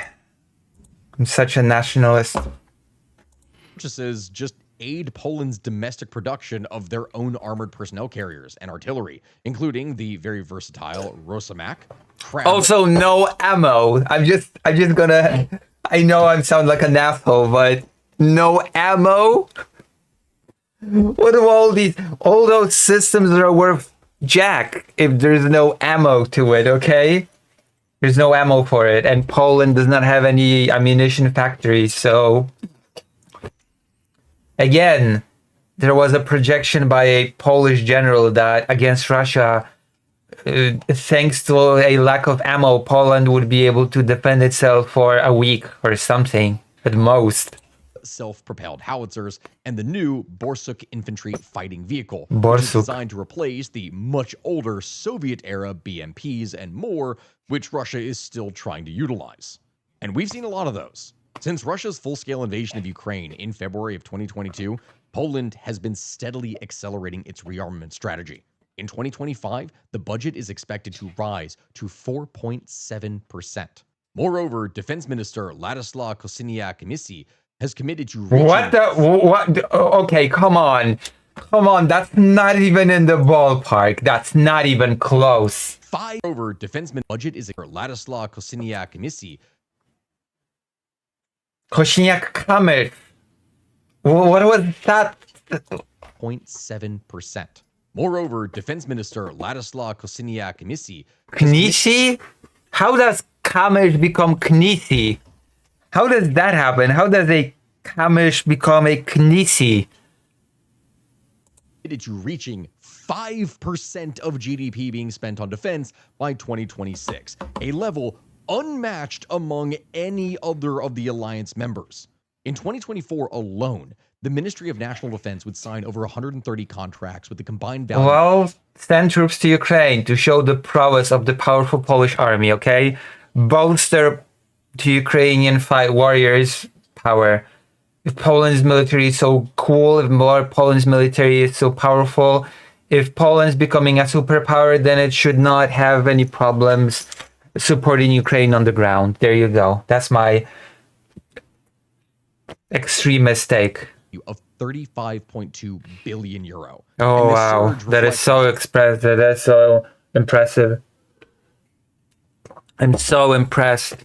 Clear sense of urgency since Warsaw views the Ukraine war as an existential threat, a sign. Well, then why doesn't it step up in aiding Ukraine if it's such a existential threat? Why doesn't Poland shoot Russian missiles above the Ukrainian sky or the drones if it's such an existential crisis for Poland? What's happening in Ukraine? I have to ask politely. I have to say that the actions of Poland do not exactly correspond to the level of existential threat, but why do I know? Actually, didn't Nawrocki just veto a bill and effectively cut off Starlink from Ukraine? Oh wow. That really demonstrates just how much of an existential threat Poland treats this as. The fact that it decided to just cut off Ukraine from the internet. But you know, whatever. I guess the threat became not as existential as it was just a few months ago. Kamiński, no, Kamysz. Hello, William. Ernado. Sign of what is to come. While Western European nations are still debating long-term strategy, Poland is acting right now. Its geographic proximity to Russia and Belarus, as well as its history, is something that is only going to further shape its national security strategy. Because that's just it, my friends. I've tried to explain it over the course of this video.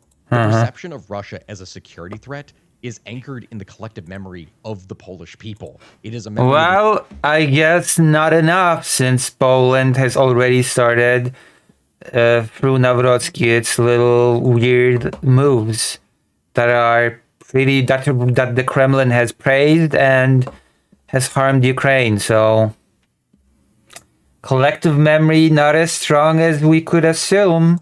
Invasion, occupation, betrayal, not just for a couple years or even decades, but centuries through its history. The trauma of the Second World War, the subsequent Soviet domination, that is still something that informs public sentiment today. Consequently, defense is a major strategic imperative for Poland. According to the Security Radar 2025 survey, 75% of Polish citizens support increased military spending. They are perfectly willing to do this, and that figure is easily among the highest in Europe and demonstrates a very rare level of societal consensus. Polish people want to defend Poland. That is something that even if you look at street interviews in places like Bro, I think it's a Civ 6 game. True. France and the UK, you see people being asked all the time if they would be willing Civ 6 is old news. Now it's Civ 7. Did I provide the content, Lucy? Yes, you did. Well done. Thank you. You have done well. defend their country, and many of them Vote for Lucy to save Polish-Ukrainian relations and to make Putin feel the wrath of Warsaw. True. Thank you, Rob Fortune. now appear to be saying no. But this collective defense consensus is something that has enabled Warsaw to push forward with easily the most ambitious military modernization program in Europe in decades, without facing any significant domestic opposition. And so now, my friends, here we are. Once again, Poland is facing a change. A presidential election would take place. Is Poland gonna use this impressive military to aid Ukraine? In June of 2025, and the more nationalist historian Karol Nawrocki has been sworn in as the Polish president, Nawrocki, using his inaugural address to criticize the EU as he vowed to represent sovereign Poland. As part of his combative speech that he gave in Parliament, which seemed to be aimed at the Prime Minister, Donald Tusk, as well as his Donald Tusk allies, Naraki would say that the voters in June's presidential election had, quote, sent a strong message that things cannot continue to be governed this way, end quote. He would go on to attack his rivals for the, quote, propaganda, lies, and contempt, end quote, to which he said that he had been subjected to over the course of his campaign.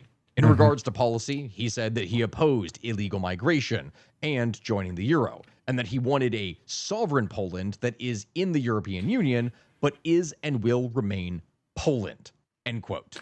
At the end of his speech, as a devout Catholic, he would go on to say, "May God bless Poland, long live Poland." That, I gotta say, my friends, at the end here, this is important to understand where the Polish mindset is today.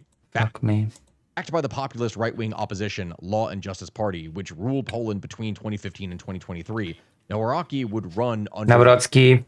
the Trump-esque slogan of Poland first, Poles first. After an unexpected visit to Washington in the final weeks of the campaign, Nawrocki would seek and then actually secure Donald Trump's endorsement before he was voted into office. A White House delegation would even take part in the swearing-in ceremony, which just shows how close the two countries have become. And so, here we are, my friends. As it tries to stand up to an increasingly aggressive Russia, Poland has bound itself further to NATO and put And decided to screw over the country that is currently fighting it. The brilliant strategy by Nawrocki. Just what could go wrong? itself forth as a leader within the region. It has grown ever closer to the United States in this time through consistent meeting of targets and even exceeding them, along with diversifying relations and suppliers to maintain national independence. It is something that is truly impressive, but that is not to say that Poland is perfect. Over the course of this video, I have talked up a lot of the remilitarization and just how impressive it is what Poland has done. Okay, let's see some critique. Let's hear it. But you need to understand, 5% GDP on defense is hard to maintain. Oh, okay. That's the critique. Especially when one is at peace and there are other underlying issues within the country. Still, the Polish will keep it up so long as their sovereignty is questioned or possibly being threatened. The phrase never again holds true within the Polish mind, and likely it will Chodź, Fajdo, no chodź. continue to be for many more Chodź, Fajdo. No chodź do mnie, chodź. Chodź, Fajdo. Chodź. years to come. With that, my friends, Fajdo. we're going to end things Fajdo. No chodź do mnie, chodź. Chodź. Fajdo, chodź. Chodź tu, chodź. here today. As for what the future brings, Chodź, Fajdo. Fajdo. No chodź.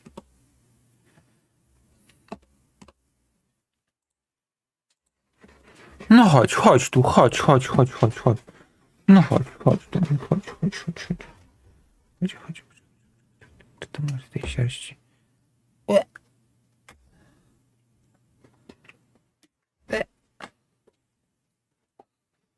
No chodź. Łoziu, buziu. Chodź. No chodź, Fajdo, chodź. Zostaw moje picie w spokoju. No i chodź do mnie, chodź. one can really only guess, but Poland will be prepared, and they will never let anything happen again. Oh my God, I've got my criticism of this video. Okay, I am critical of this video. Okay, thank you for the content, Dr. Johns. I'm gonna take my hormones now to calm down. I'm gonna activate my inner woman for this. Okay.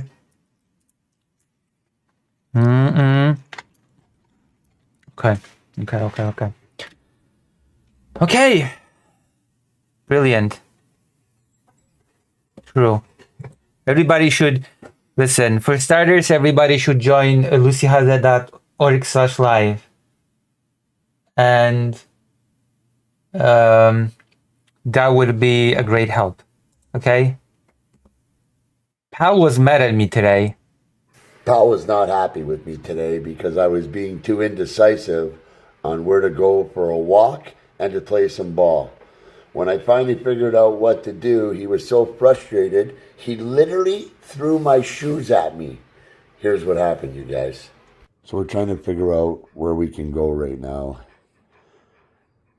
so that Pal can get a nice, I don't want to say it because he'll start crying like a baby.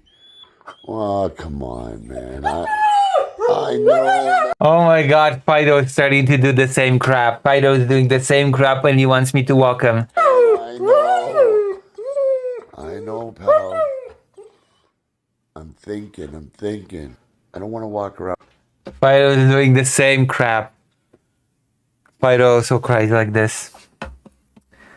My goodness.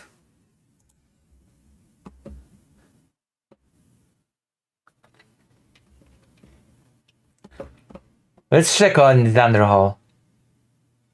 17,000 views. Woo, good for Xander Hall. My goodness, Xander Hall has really stepped up. Look at that. Let me check on Xander Hall actually. Oh, never mind. Wait, hold on, what? Okay, 1,000 views 2 hours ago. 2.3, 3.9, 3.1. Well, okay, actually, that's not so bad. I forgot he existed. 17, 7.2, 24,000. He actually is doing pretty well views-wise, actually. Then again, Xander Hall has 100,000 subscribers, so maybe it's not that great.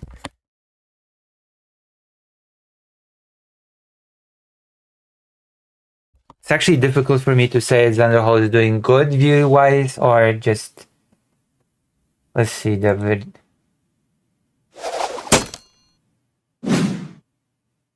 Right-wing influencer Blair White announced a few years back that she was moving out of the YouTuber capital state of California, that she would no longer be a resident of the Los Angeles area, and that she would instead be moving to based, anti-woke, red-pilled, low taxes, low property costs Texas as a trans person.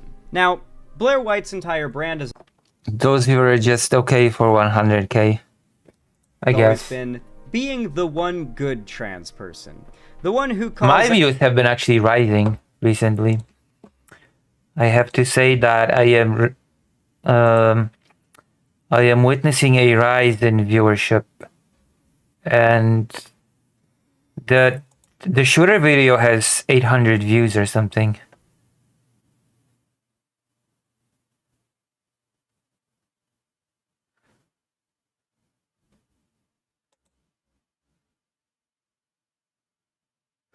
Oh my god, someone in the comments told Karasu the Hungarian that she has no clue about Hungarian affairs.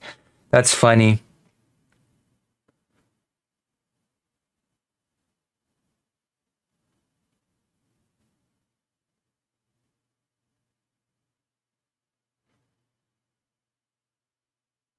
I love it.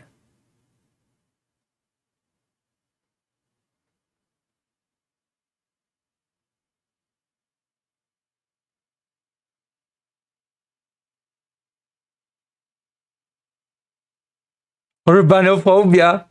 Karasu is an urbanophobe. Oh my goodness.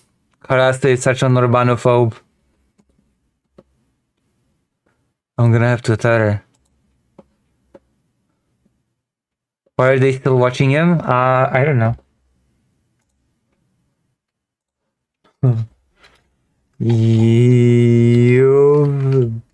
been called an urbanophobe. Bam. Message sent. out all those trans people who dare to ask you to call them by their pronouns despite not meeting your arbitrary standard for what makes Okay, that's enough for Xander Hall. Although, let me check if he has not made something interesting. Video. PragerU has become a parody of itself. Hey liberal, my wife left me. Oh, I actually wanna check on PragerU. Hey liberal, my wife left me. PragerU. Is that it? Oh my gosh. Okay, let's see. What's new with PragerU? Engel and Vitale banning prayer in school. 5-minute video, PragerU. Oklahoma launches PragerU teacher test. Trans attack on Christian children. American tourist attacked US economy roaring. Trans attack on Christian children. Because of course.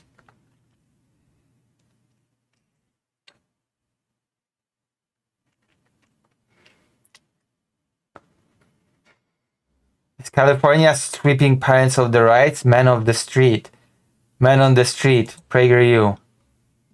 Franklin Camargo with a new man on the street. Today we're at the California State Capitol in Sacramento, where parents have gathered to demonstrate for parental rights against government overreach.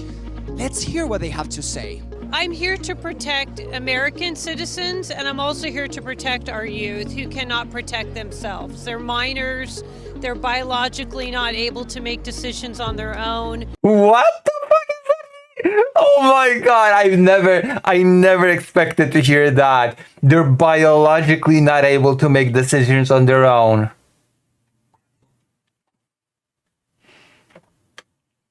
You know that teens make, and even younger children are allowed to make quite a few decisions, especially in critical situations regarding health. It's just, And minors, they're also here to minors are biologically unable to make any decisions. You've heard it here. You've heard it here from this brilliant woman. protect our youth who cannot protect themselves. They're minors, they're biologically not able to make decisions on their own. Minors are biologically unable to make decisions on their own.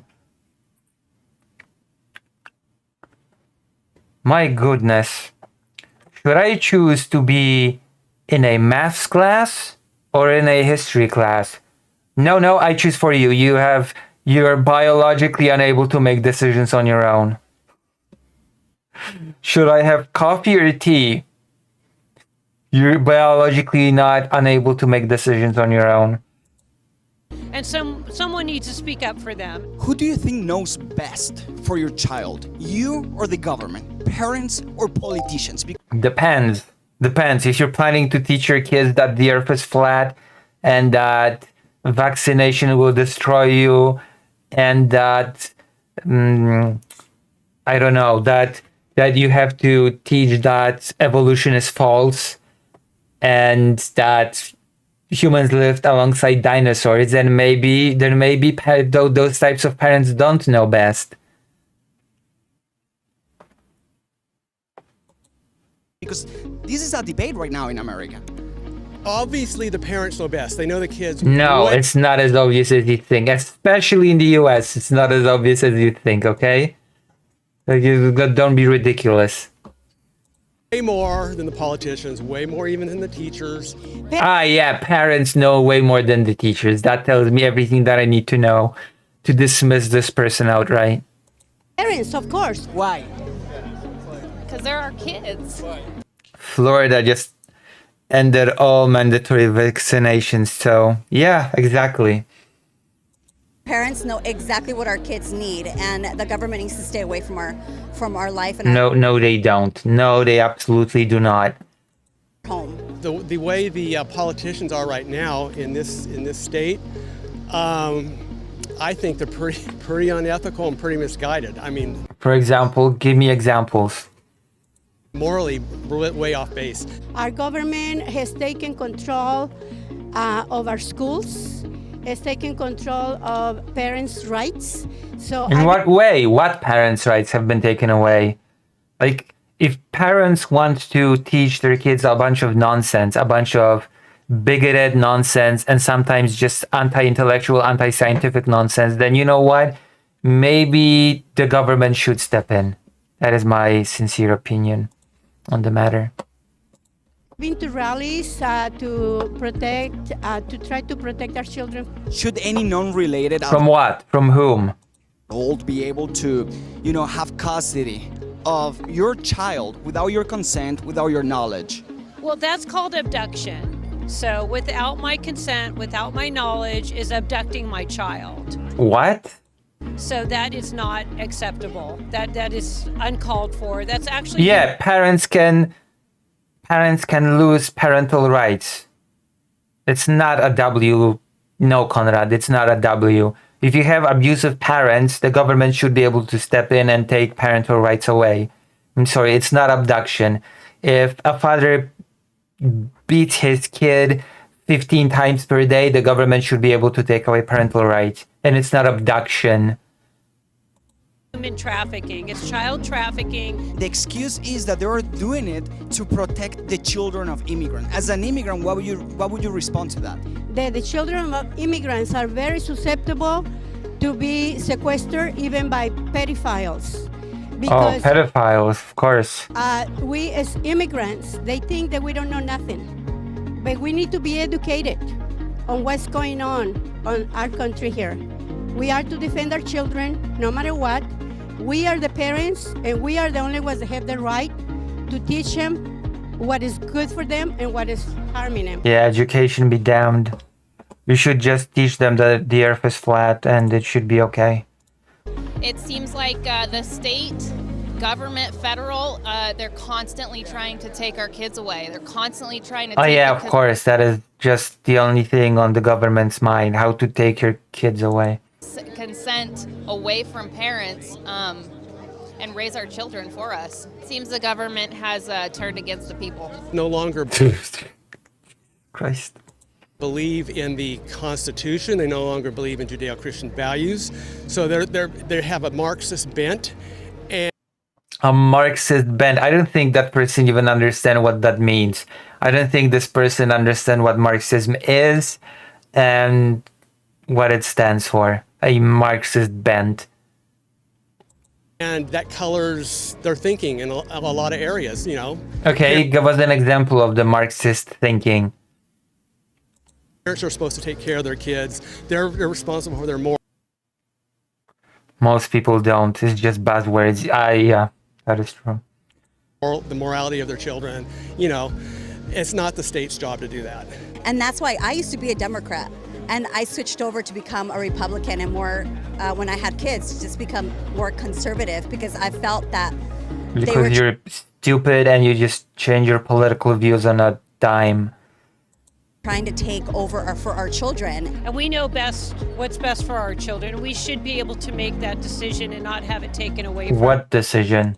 us. Teachers are teaching the children that if they want to be boys, they can be, the girl can be boy and a boy can be girl. Oh, of course, trans issues. The horrible transit. And it starts at home. So I'm telling the parents, take your child out of school. That's the worst advice that you could ever give.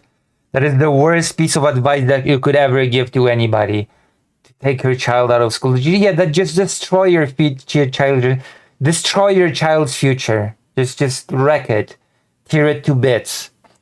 Because you don't like the transes. Teach your children at home. You were born in a free country. I was not. Horrible. I was blessed to have the opportunity to come to America legally. But let me tell you, you are the reason. Where are you from? Where are you from then?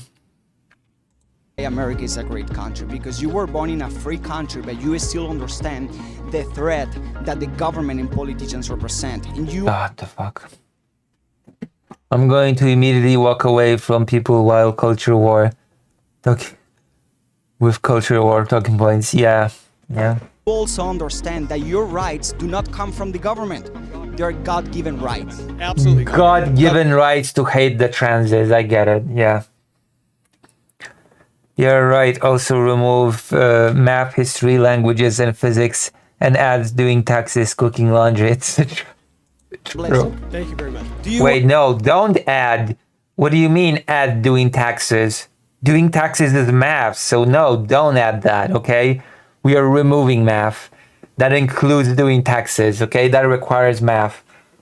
You're Wanna know what kidding? makes America great? This makes America great. People who understand that their rights do not come from the government, they come from God, and that's why They come from God. This is what happened to the separation of church and state. What happened to that idea? they need to fight for them I could just have Gronk teach my kids instead. True. every single day. If you enjoyed the episode, please don't forget to like. I did not enjoy the episode. I'm gonna leave a dislike. This is ridiculous. Comment, share, and subscribe. See you next time. See you next time. Hope and pray that CA turns red. Yeah, California should totally turn red. Urgent emergency. Please join me in prayer for tragedy in Minneapolis. As a Californian, this is why I homeschool my child. Why? You have to pay someone $100 plus to do my taxes instead. True. True and real. Brilliant video by PragerU as always. No, you don't understand. I've encountered so many arguments that school shouldn't teach useless trigonometry and do something useful for life. Work, you learn only to work. True. You're a drone. You're a drone and you should accept your fate. Okay? What is there apart from work in life? What is there? What is this? As a panel. We should not be treating these as honest criticisms. Let's be clear. The people who are attacking Chorus. The RGR panel. America is lost. Everyone turns away from them. True. You know what you should not turn away from? Joining this beautiful page. lucyhaze.org/alive. Could have sworn that fake Alec Kyle Parker had a story for me that he wanted me to cover. Also, universities are considered for so many as a Wodówka premium for some reason. Only useful majors. Okay. That is ridiculous. But that is actually a property of capitalism. That we live to work, that we live to build to accumulate capital and work for the sake of profit. We're defending dark money again since the PV money probably ran out. I mean, I'm annoyed with the thing right now because of the whole Hassan doxing, but whatever.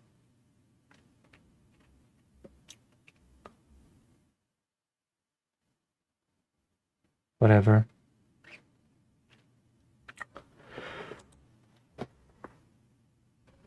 Who is annoying? I should go to the toilet real quick and then I'll be back.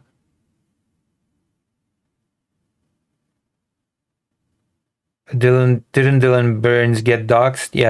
Yes, he did. His address got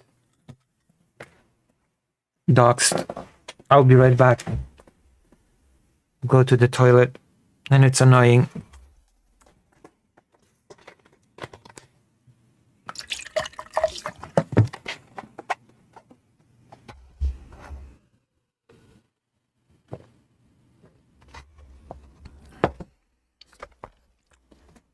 I'll be right back. Lucy is gone. Also, I super agree with Conrad's view on education, I have to say. You have toilet problems, I know, I do, but it's okay. I'll be right back.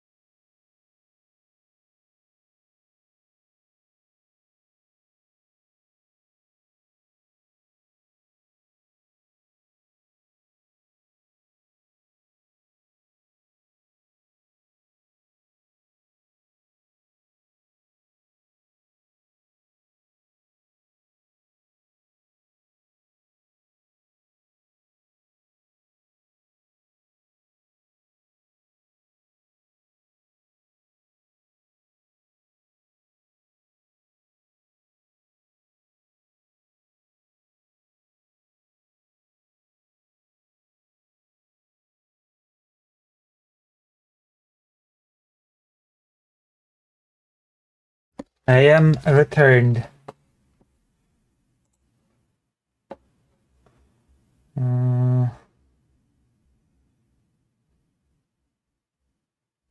Where is this? My pissing all by your lonesome? Yes. And pooing as well. I don't just piss, I also poo.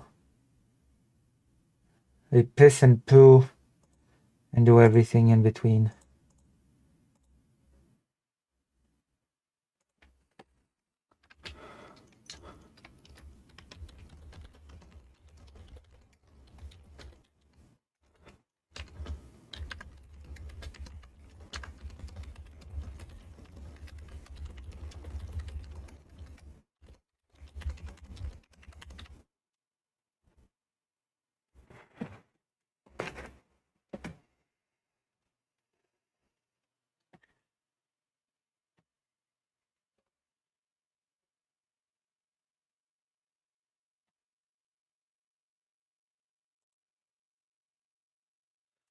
Alright. The legendary expedition. Wait, you poo? Sometimes. I sometimes poo when my man side emerges. When I don't take enough hormones, the poo comes out. The poo emerges. Kind of embarrassing if you ask me. Well, I have no shame, so it's okay.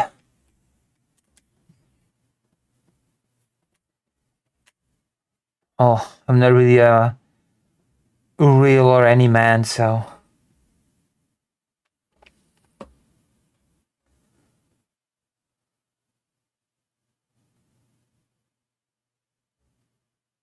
Mój adres domowy został opublikowany w internecie. Mój adres domowy.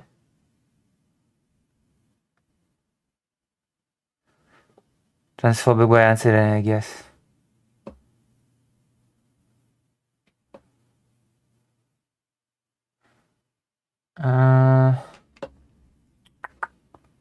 Betrayal. Zanderho attempts to cannibalize Posh. What? Did you say home address? Yes. Home address. We did say home address.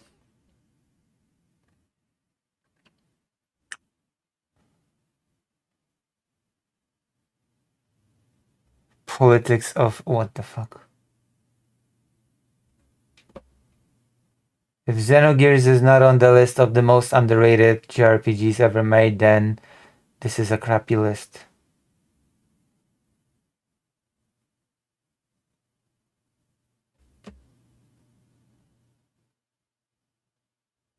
Is Xenogears on the list?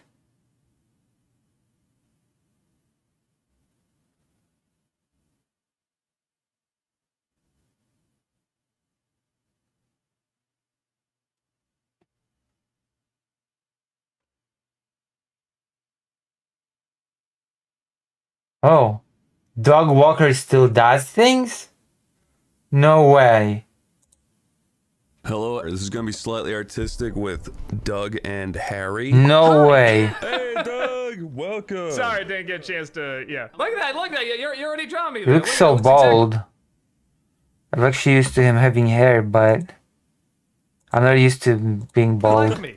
Just a little dick with a You make blank those people up. shirt. It's perfect, it's perfect. That's the dick right there.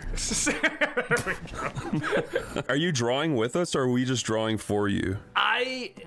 I could draw on paper and pencil if you want. I literally don't have a tablet or anything like that. I've never drawn on a tablet before. I used to be an illustrator, but I got out just before like it was required. You know, you have to have Gotcha. one to get anywhere, so I know nothing about it. Dude, that video of you quitting your job is like classic. That's like the first video I ever did. Yeah, he had hair back then. Yeah, Harry's drawing you hugging yourself. That is very true. It's totally me on the right, absolutely. And do I What's sound this okay? now? It's the nostalgia critic talking to some people. On your end, The this video don't is from sound too 7 loud. days ago. You're like right in my ear. It's like crystal clear. Okay, good. Yeah, no, it's good. It's not the most appealing voice, as you have made clear. No. I love your voice. I hope you don't think that. Oh my god, I'll give you a hard time. Harry, are you dead? Wake up, dude. I'm recording now, and this is a quick one. There we go. 2, 3. Oh, this 4, is not very sync interesting. test. I just didn't know that Dog Walker was still doing things. Like, I'm a bit surprised. Ethan Klein calls Destiny out, Destiny fires back. Loner Box reacts. Oh well.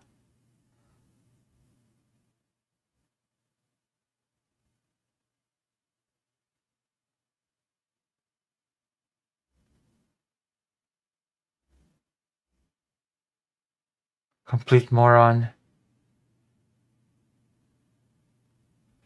Innuendo Studios got a $200,000 debt to find a Japanese. What? Okay, we're gonna watch some of this, I guess. One content creator raising funds to Okay, we have to. Ian, unlucky. You made videos that a bunch of left. Okay, we have to watch this on speed. They're saying they want you to make more, and they're fucking up your little ploy to avoid the IRS. Ian made a post stating that thanks to the people who contributed to the GoFundMe campaign, he can now afford to take a trip to Japan to visit his friend. Oh, dude, I didn't even make that connection. To visit what? To visit his friend.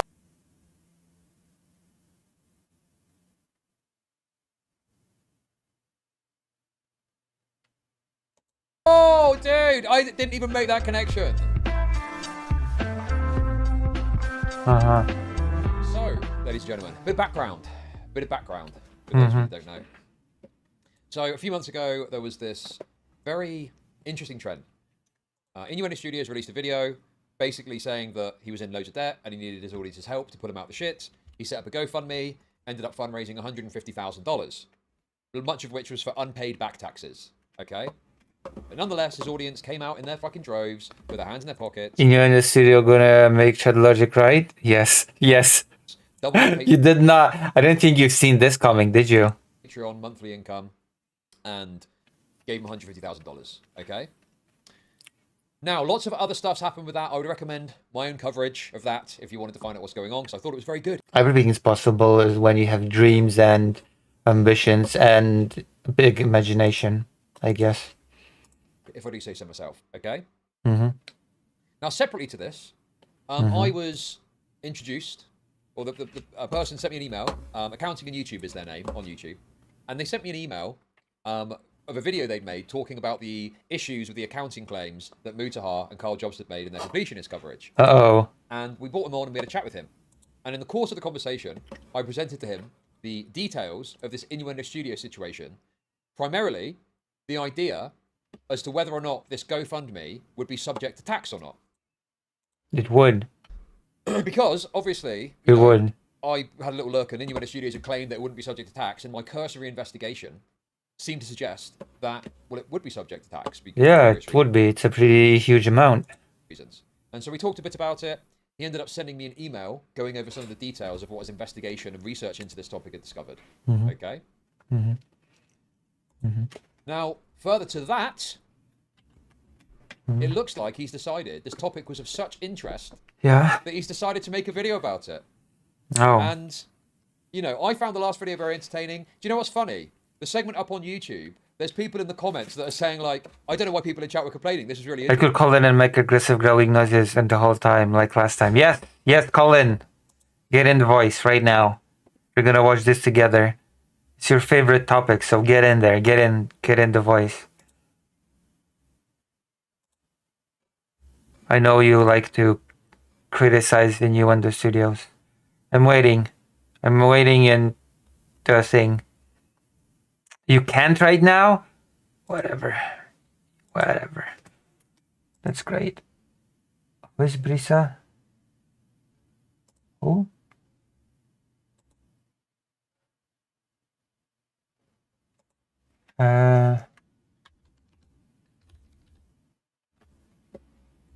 What is this?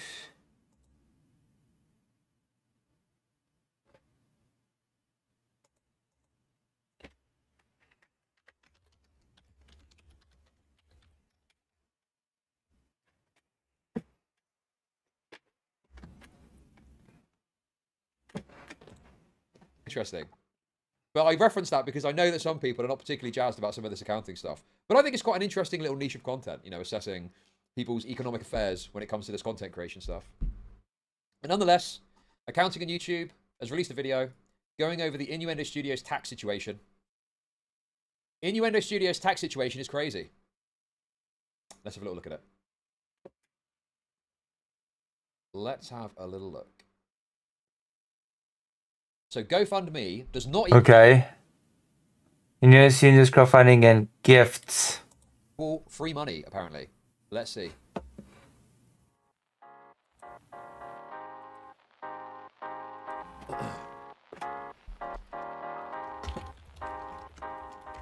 Hi everyone.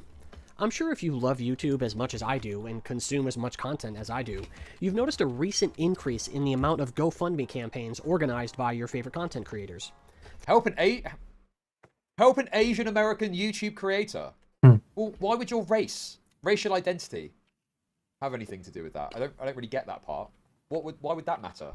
Like, you either need help or you don't. Your racial identity's got little to do with that, surely. From what I've seen, these crowdfunding efforts can be related to a litany of different things. For example, in 2018, PewDiePie organized a GoFundMe to support the CRY, or Child Rights in You, which is a non-governmental organization dedicated to ensuring young Indian children are provided education, are given access to proper health care and nutrition, as well as protection. I wouldn't bother personally with that. Okay. Each their own, I guess. Against child You don't bother with YouTuber much shot William logic, Osmond and his so. wife lost their home in the 2017 California wildfires. They started a GoFundMe campaign to help recoup their losses and have an easier time building their life back in the days. Yeah, I know. In 2019, I know. CNN Animation started a GoFundMe It's really weird thing to brag about not caring about anything, but here we are. to help generate financial support for the bird gardens of Naples Sanctuary and Rescue, whose purpose is to provide parrot Bro, who cares welfare. about a bunch of birds? I mean, sure, I'd rather give the money to the birds than the Indians. But even so, man, it's, you know, tough call. Who knew that was a thing? I could go Brilliant on and humor. on because there are several examples to reference. Fundraisers and crowdfunding campaigns like this show that even small acts of generosity can make a big difference. For many nonprofits, it's the collective power of many small donations, not a few large ones, that help sustain their work. I think we now see less of these types of GoFundMe campaigns because companies like Tiltify make it a bit easier to work directly with nonprofit organizations for their fundraising endeavors. With that being said, I can't be the only person to notice an uptick of some of these crowdfunding campaigns that entail one content creator raising funds Why did you do it to me? No! I'm gonna fucking, my head's gonna explode! to another content creator for some dubious and stupid shit they said. Or Okay. maybe they watched somebody else's content and had nothing constructive or intelligent to add at all. I'm genuinely baffled by how some people treat a legal battle like it's some sort of an extreme sport. Like, why don't you go ask the last guy who was excited about his lawsuit how it turned out for him? Oh, true. Very true. Like, what is this, Creator Clash Litigation Edition? I'm fully in support of helping someone in genuine need, but I can't help feeling that many crowdfunding campaigns these days aren't actually about necessity. More often than not, they seem driven by the desire to satisfy a want rather than address a need. I didn't know this when editing, but apparently the YouTuber who organised this GoFundMe allegedly didn't spend this money on what he crowdfunded for. The fuck is the matter with these YouTubers? Yeah, sure. I mean, I think that if you're getting... As always, deep commentary. Fundraising to file a lawsuit, I think, is silly. I don't really agree with that. It's like you've either got the money to do it or you don't. You shouldn't be asking people for money to then file a lawsuit. It seems unreasonable to me. But if you're getting a lawsuit filed against you, well, you kind of don't really have a choice if you don't have the money. Like, you've got to answer the lawsuit, and you're going to have to pay money to do that, you know. I mean, I guess you could argue, well, don't do the thing that instigates the lawsuit in the first place. But then maybe the lawsuit hasn't got grounds, or maybe there's, like, issues with it, and they're just doing it to try and silence you or something, right? Like, I think you just have to have a flat policy that if you're getting sued, as long as you're honest about what it is, unlike Carl Jobst, then fair enough, fair's fair, you know? But yeah, I don't like this idea of fundraising to fund a lawsuit against someone else. That seems like unreasonable to me. I had a fundraiser to help my mom's treatment. Any crowdfunding campaign. Today, we're going to look into one that was brought to my attention, and I saw an opportunity to educate some people on some of the tax complications concerning some of these crowdfunding campaigns. I feel it's important to discuss this because I think this specific situation is teetering on the edge of being troublesome. As if the video title didn't give it away, we're going to be discussing Innuendo Studios and his recent GoFundMe campaign to help him get out of debt. Before we begin, I want to clarify that I have no prior impression of Innuendo Studios. In fact, I hadn't even heard of him before this. I think Child Logic actually might have attacked my mom's fundraiser in the past in one of his weird replies to me. However, since researching this, I've obviously seen the other videos that have been created and the thumbnails out there saying that Innuendo Studios is scamming his fans and he's a grifter and an e-beggar and blah blah blah blah blah. I'm not here for that discussion, and I'm happy to leave that discussion with the commentary channels. Hey, let's go. Dude, it's so funny. This is like a 1.2k sub channel, not to be a dick about it, right? And I'm getting excited about a little reference because I think this guy's great. Yeah, that's fair enough. I mean, you know, you don't have to get into that. I mean, he's obviously more focused on the tax affairs than anything else. So, yeah, fair's fair. I am here to help explain to anyone willing to listen why this situation is far more complex than Innuendo Studios seems to believe. I will, of course, be critical, but I'll take a careful and respectful approach. Okay. First off, shout out to Chud Logic for bringing this to my attention. Hey! I recently was invited on his stream to talk about my first video that I made, amongst other things, and I had a hell of a time. I told him that I would look into this a bit more because coming from the nonprofit world... Oh, wait, hold on. Are you in voice? No, you're not. You said you could not. Weak. So weak. I have a full grasp of the tax implications of crowdfunding campaigns, and because I find it fun to research tax and accounting related topics for some reason, I dove first into learning more about this. Before we get into the complicated stuff, let's first take a few moments to understand the foundation of Innuendo Studios' GoFundMe campaign. Innuendo Studios, whose real name is Ian Danskin, is a YouTube channel with over 500,000 subscribers that has spent the past decade producing videos on video games, web culture, and social politics. Throughout his time on YouTube, Ian has frequently spoken candidly about the challenges of freelance work, describing it as rewarding, yet often leaving him just scraping by. Okay. This came to an alarming point back in May 2025. Dude, I mean, obviously, you know, I don't want to, like, jinx myself or something like that, right? August has been, because of the ban and other reasons, it's been the worst month for revenue on this YouTube, on both YouTube channels for probably like a year and a half, something like that. I want to For say. Chud Logic. And it still is not like a thing where I'm going to have to like obviously it's going to have an impact in terms of the overall figure that comes into my business account when YouTube pay me, but it's not like world ending. Do you know what I mean?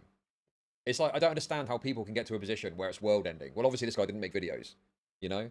But it would have to be like... Child transforming to the quartering. Accumulating for that to be a thing, True. you know? That is true. He is. So yeah, I don't know, man. It's just like just fucking be on top of your shit and you'll be fine. I don't know, dude. Don't make it all about you. Well, no, I'm just trying to point out that, like, you know, I'm not like a particularly... I don't know, like, what's the right way to put it? I'm just a retard on the internet. Do you know what I mean? And I do. I do know what you mean. You want to think they're smarter than I am? Can't figure this out. It's ridiculous, you know? Yeah. Yeah, I mean, I've always been quite diligent with the tax stuff, you know, and when I've not been able to pay it in full, I've always spoken to HMRC and they've said, yeah, we'll split it out and stuff like that, whatever, you know? But, I do have a big old bill coming in January, which I'm a bit like, you know, like, oh god, man, it's so annoying. When you pay it like on a monthly basis, like when you work for someone, you don't really think about it that much. Okay, that's it. Oh, Jesus Christ.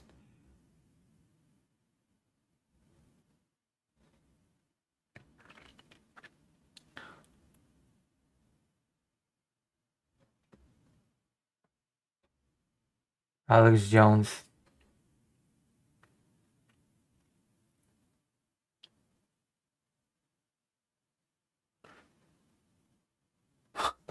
I'm sure Vosh doesn't have problems with taxes. What is that implication? Have you seen Trump's meeting with Karol Nawrocki at the White House? Is there a transmission from it or something that I can watch?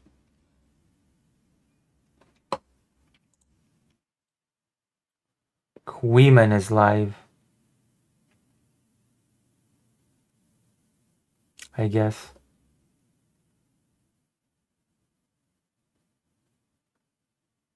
Where? Oh. Oh, yeah. That incident, yeah. Are Tectone and Destiny going to jail? Who knows? You chatting with who? Rob Nor debate? There's a Rob Nor debate? Oh god, the Rob Nor.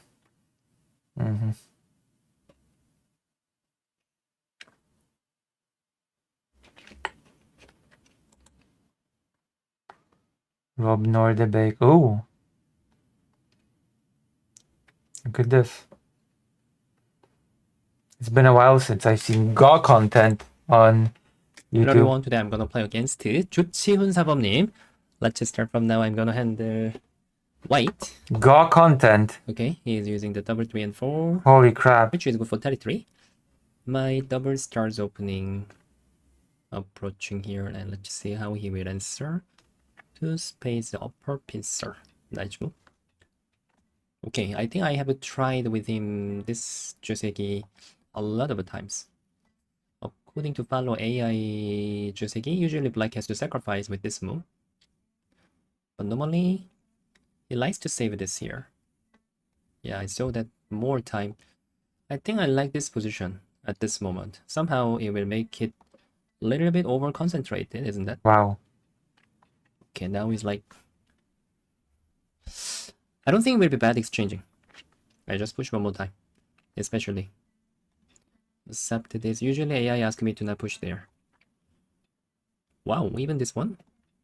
That is like... He won a Tenuki now? Ooh, that was great. Alright, I used a very common move. Brilliant. Blocking is still making me Destiny Sun and maybe some Zizek tonight. Okay, link me the Destiny Sun thing. Link me the Destiny Sun thing.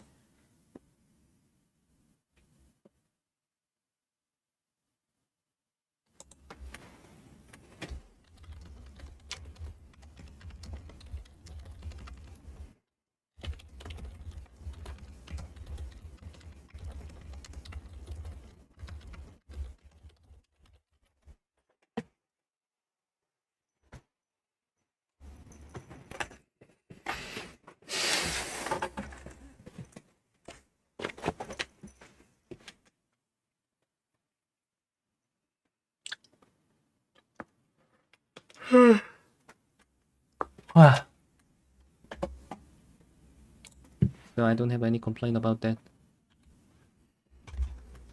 Hane will get back everything. I'm just waiting for this blocking and Hane. Both are okay for me. Just give me one piece.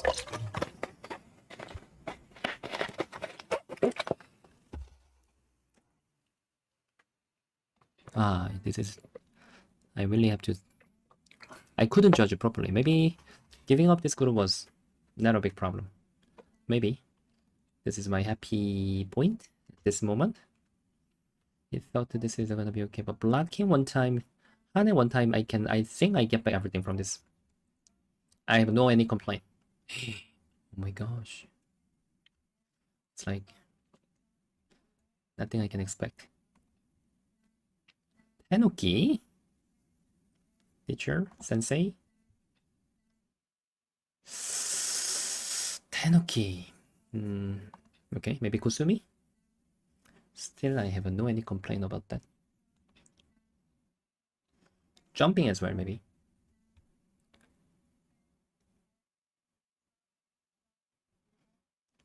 Reset up is okay. Reset up is fine. I have to focus a while here. Is it too much?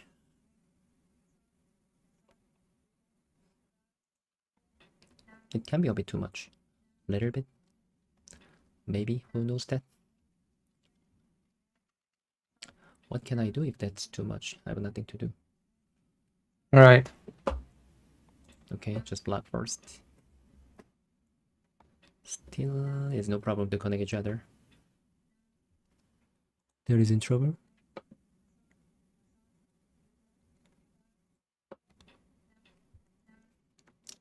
It makes me very nervous.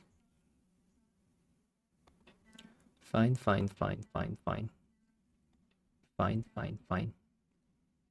No, that is content. True. Let's Hold on, let me finally Sensei. get you real content, okay? about cocaine.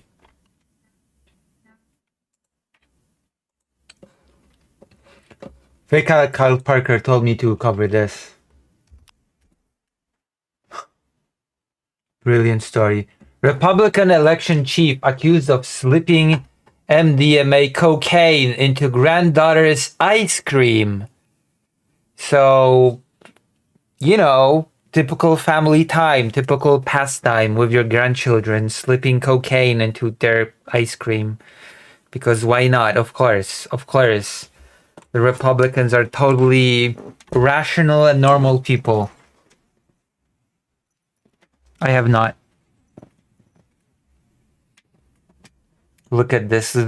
Does this face not scream family friendly? Does this screen not that this face shot not scream granddaughter friendly? A normal, well-adjusted individual. James Edwin Kelly Jr., the 66-year-old Republican chairman of the Surry County, North Carolina Board of Elections, faces serious criminal charges after authorities in Wilmington, North Carolina revealed he allegedly slipped illegal drugs into his granddaughter's ice cream.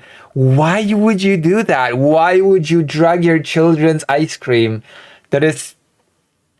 I need to know the motive, because this feels so surreal. This feels so crazy that I have a hard time believing that it's not a parody article.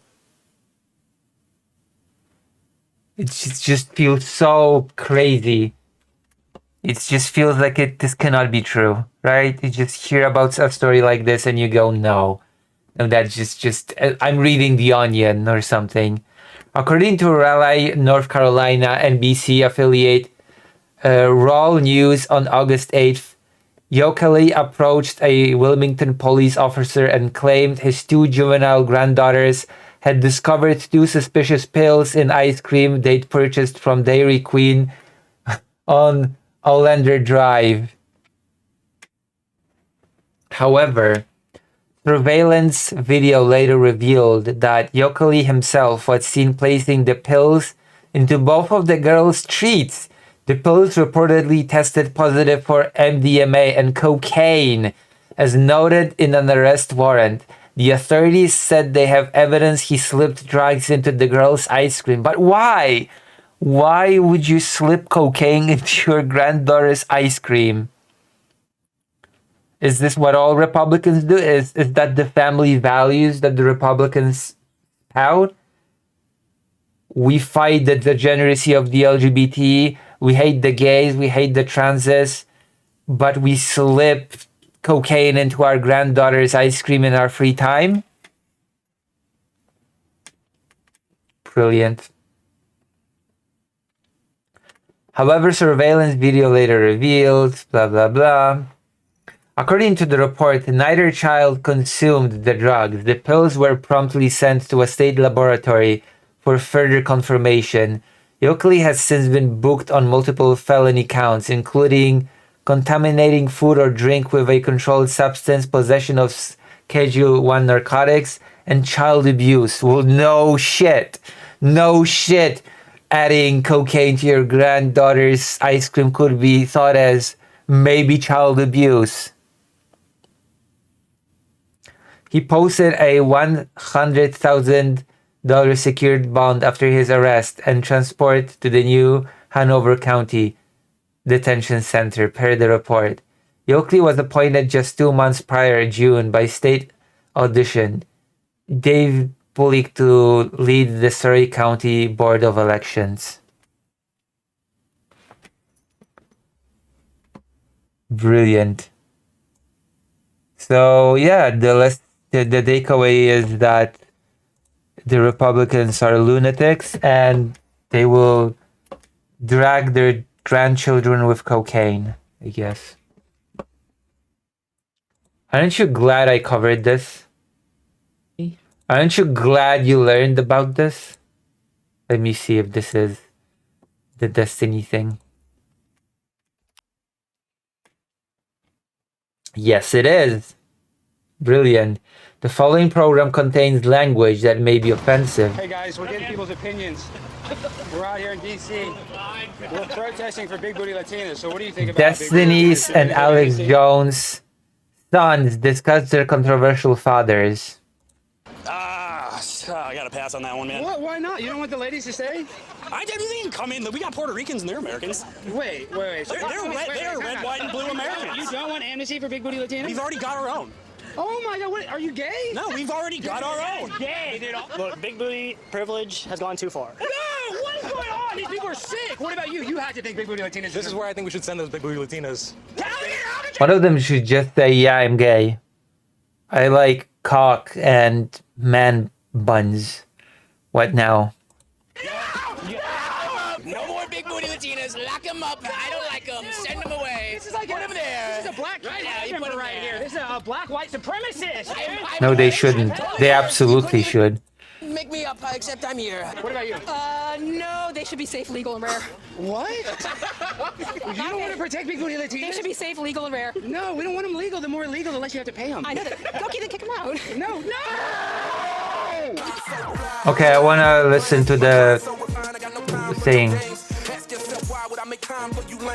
Oh my god. Ladies and gentlemen, boys and girls, children of all Okay. ages, welcome to Prime Time with Alex Stein. I'm your host, Alejandro Stein, and tonight is a very special evening. And I know I say that a lot, but tonight is extra special because we have a young legend, a young king. We actually have two young legends in the making. We have the one, the only Rex Jones. You might know his father.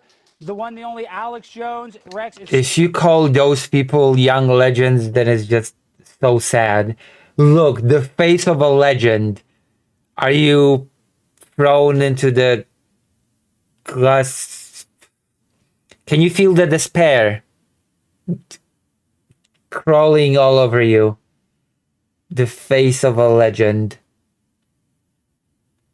Such a pleasure to have you on. And guys, we're actually about to have on Destiny, the internet's biggest left-leaning streamer. I don't know if he's bigger than Hassan. Is he bigger than Hassan? Left-leaning streamer. Okay.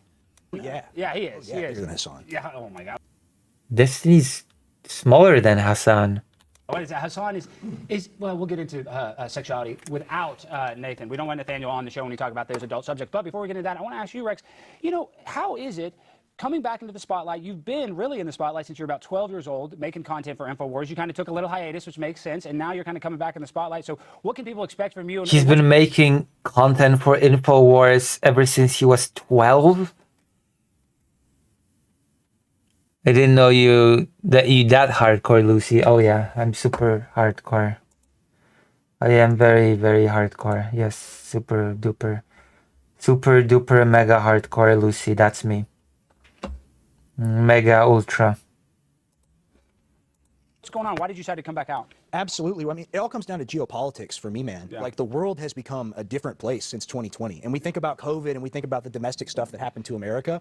The foreign wars would have done it for me. Because I used to be, as a kid, like, younger than 12, like 11, 10, like before I was filming, what I used to do was just watch like 12 TVs at InfoWars all the time. You would just sit there in the control room and just watch all the TVs. I would just sit in there and watch all the TVs, and I really got addicted to news. And I was like that until I was like 17, 18. And then when I stopped being a reporter for InfoWars, I was like, I gotta put this down. I got to work. So I got into business and became a businessman. But what made me come back was just looking at the space. The internet is a different place, man. It is. It's wild. So I had to be involved. And that's why I wanted to have you on for this very special evening, because you can empathize with That is what so it's like to have pathetic. a father that's incredibly famous. 100%. No disrespect to Destiny, he is obviously a very big streamer. Alex Jones was arguably one of the biggest media personalities of all time. I mean, he's a legendary guy. That is depressing.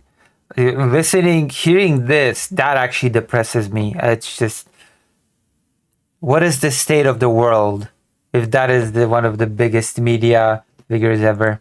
But I think you would have similar struggles or similar, issues with having a famous father. So I want to welcome him on, and I hope you can, use this interview, and Rex, you do however you want to, but hopefully we can help mend the fences or empathize with him and help Nathaniel out, because I know that you probably needed somebody to help you when you're younger, and it always helps if you have, some good advice, right? 110%, dude. Oh yeah, you'll definitely get good advice from this guy. Let's bring on the one, the only Nathaniel Bonnell, the young legend. Nathaniel, how are you doing, my friend? The young legend. I'm doing fine. Thank you. No nervous. No, dude. No need to be nervous. I'm a big fan of yours. Your Twitter is absolute. Yeah, what the fuck? Why not? Why not what? Oh no! Wait for it! Lol. Why not? What? Absolutely insane in a good way and some bad ways, but really enjoying the content that you're putting out. I'm not even. Oh, are you asking me why the guy that was an InfoWars journalist ever since they were 11 would not have good advice? Kidding. And Nathaniel, even though your father and I have had some heat in the past, I just want to open up with this, and I mean this. I had some heat with my parents. Look up InfoWars. That'll just. This just tells me you don't know what InfoWars is. Okay? What is the worst rag in Poland right now? What is like the worst, the shittiest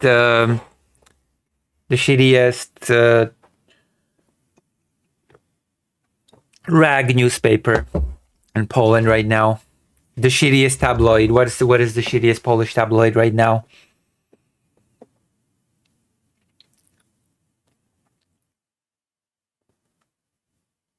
What is the crappiest Polish tabloid that you can think of, Konrad?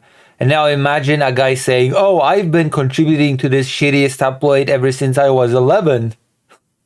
And you'll get your answer.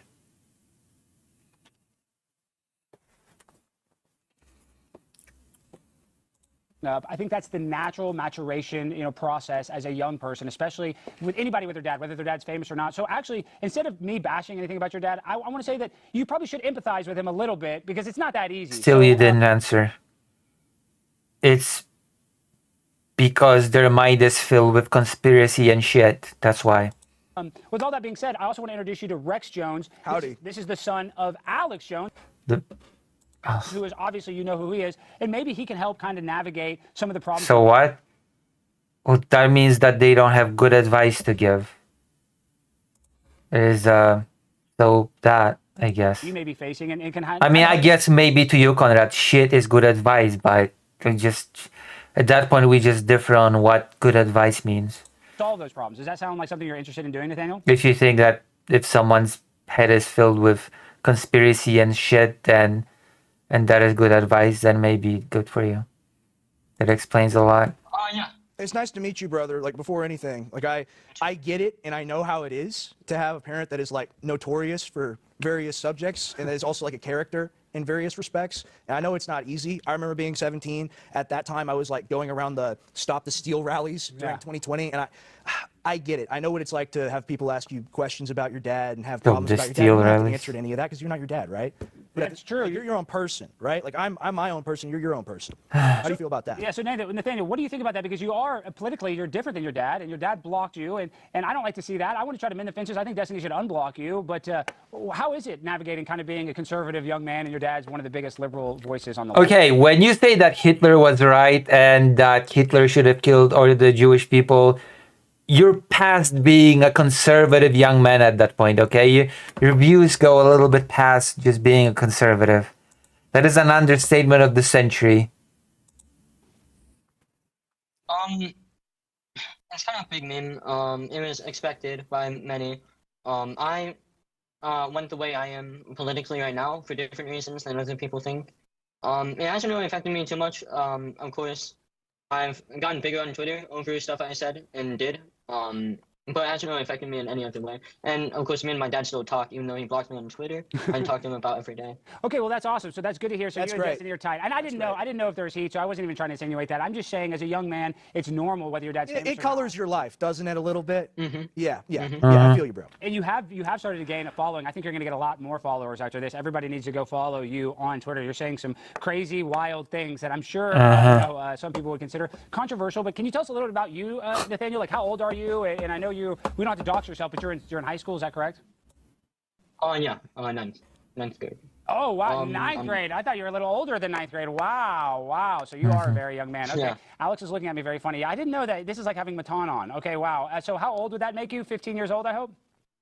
Around like 14. I turned 15 March 11th. Dude, he got you, bro. Well, I thought Oh my god. you're saying very adult stuff on the internet, Nathaniel. You have a very adult vocabulary. Where did you Adult vocab. I'm not even gonna comment on that. I'm just gonna leave it hang. learn that vocabulary? Actually, my dad. Yo, me too, bro. Me too.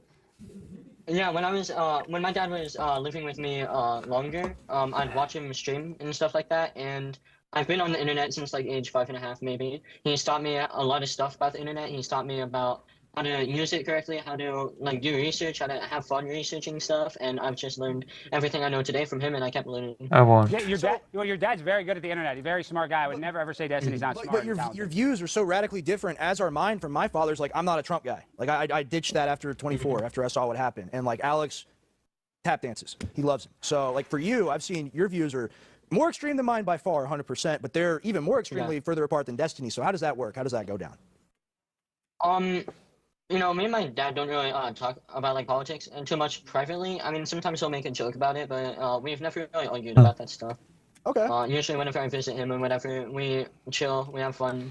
We don't really talk about politics all too much, and I don't think that's a bad thing. No, that's I think a it's good nice thing. that, That's like, a great when thing. I wish it was like that for me, let me tell you. Why? Your dad was just yelling at you about George Bush and his Tower 7? It was Tower 7! It's worse at the dining table, let me tell you. It depends, it could be better from your context, and I've enjoyed a number of the rants over the years. He is the best, and I love him, and I watch the show all the time. I'm a huge fan. But at the same time, like, that stuff did get taken home. It overlaps. What you see on the show, and everyone always goes, he's method acting, he's a character actor, whatever. He tones himself down on the show. Trust me. Wow, that's a. What about your dad? Well, how is your dad different on stream than when he's off stream?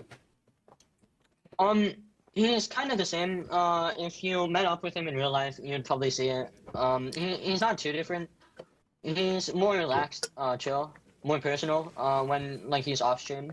But a funny example, one time I was watching Vosh when I met up with him, kind of as a joke, and he like instantly started debating Vosh like through the screen, basically, telling me that Vosh was wrong about everything. Do you debate with your So it's dad? not too different. Do you debate? That's honestly cool. That is cool, but I'm saying, like, do you debate with your dad not That's political stuff? that's not cool. That's pathetic. What the? How is that cool? Oh, my dad argues with people while my dad watches other people's videos and started debating at them at the monitor. Oh, that's so cool. No, it's not. You have to very cool, very cool. If you want to go out or you want to go hang out with your friend, are you like debating your dad to like get permission to do stuff? Not really, no. He's not really like too strict about anything I do. Very really. cool. I've never really argued with him. Especially when I lived with him. I loved always coming over and stuff like that. So we never really argued. Well, it sounds like your dad's a pretty chill dad. I mean, Yeah, that it sounds pretty like cool. Destiny's a good dad. It sounds like he's a pretty good guy. Good for Destiny. Glad to hear it. I am honestly glad to hear that. But He wrote a whole rant saying how Destiny is a shitty absentee dad. Literally, that he says that he hates his mom, that Destiny's never been there for him as a parent, and that he felt that he never had parents to be there for him. And now they're just, oh yeah, your Destiny sounds like a super cool dad. I wonder what thoughts are going through his mind as he wrote a whole wall of text explaining why Destiny was a shitty dad to him. Well, whatever. It's okay, I guess. the fact that he blocked you on Twitter, I think that's actually, I thought at first it was a bad thing, but now it's a good thing because that means you're getting an audience and he doesn't want your fans trolling him. So. Wasn't there a movie that's out right now with the people from It's Always Sunny in Philadelphia? Somebody messaged me called Mystic Lake or something, where it's about a famous streamer's son becoming a famous streamer. Have you heard about that, Nathaniel? No, I haven't. Yeah, wow. There's we got to look it up. But is your dad? Do you think he would be threatened at all if you became famous? Like he is on the internet. Probably not. I think he wants whatever is best for me. He's always like pushed me to do whatever I want to do. He's always like giving me advice and stuff like that. Sounds like a great film. That sounds like a good dad, but you know what's funny though, Rex? This is the big point that we're missing. He's a really good dad, and guess what? He became an alt-right conservative. You know what I mean? He sounds like a great dad. They should ask Nathaniel why he's such a, ungrateful child. If Destiny sounds like such a great dad, they should push him. Why are you criticizing your dad if he sounds like such a good parent? Why did you write so many mean things about him? It just shows you, it's like if you have a good parenting, you all of a sudden, it doesn't matter if your dad's libtarded, you're like, man, your dad taught you to have good values. And I think that this is actually, for me, I really am happy to hear all this because I thought on Twitter maybe I'll had some heat, but I'm happy that it's not that. So that's awesome, dude, that everything's good. Now, you're on Twitter. What do you want for your future? Are you trying to get into streaming? Like, what do you think, you want to do with your future? Yeah, I'd love to do streaming. I've tried a bit. I need to lay a bunch of things out whenever, like before I do streaming, I need a plan and stuff like that. But yeah, I'd love to do streaming. I also want to go to college. I want to do coding, web developing, maybe even work for my dad someday. Dude, maximize your youth. I'm Work for my dad someday. 22. I'm bald, and I've been through a lot. Let me tell you, you got all the time in the world to do whatever you want. And I've seen the way your dad does shows. They're very highly informational. I understand what you're talking about.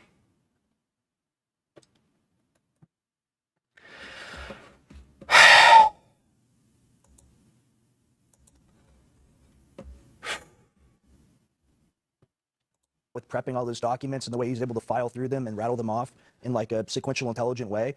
If you're interested in doing something like that, you can learn your father's style. I've learned my dad's style. Like, it's something you can do.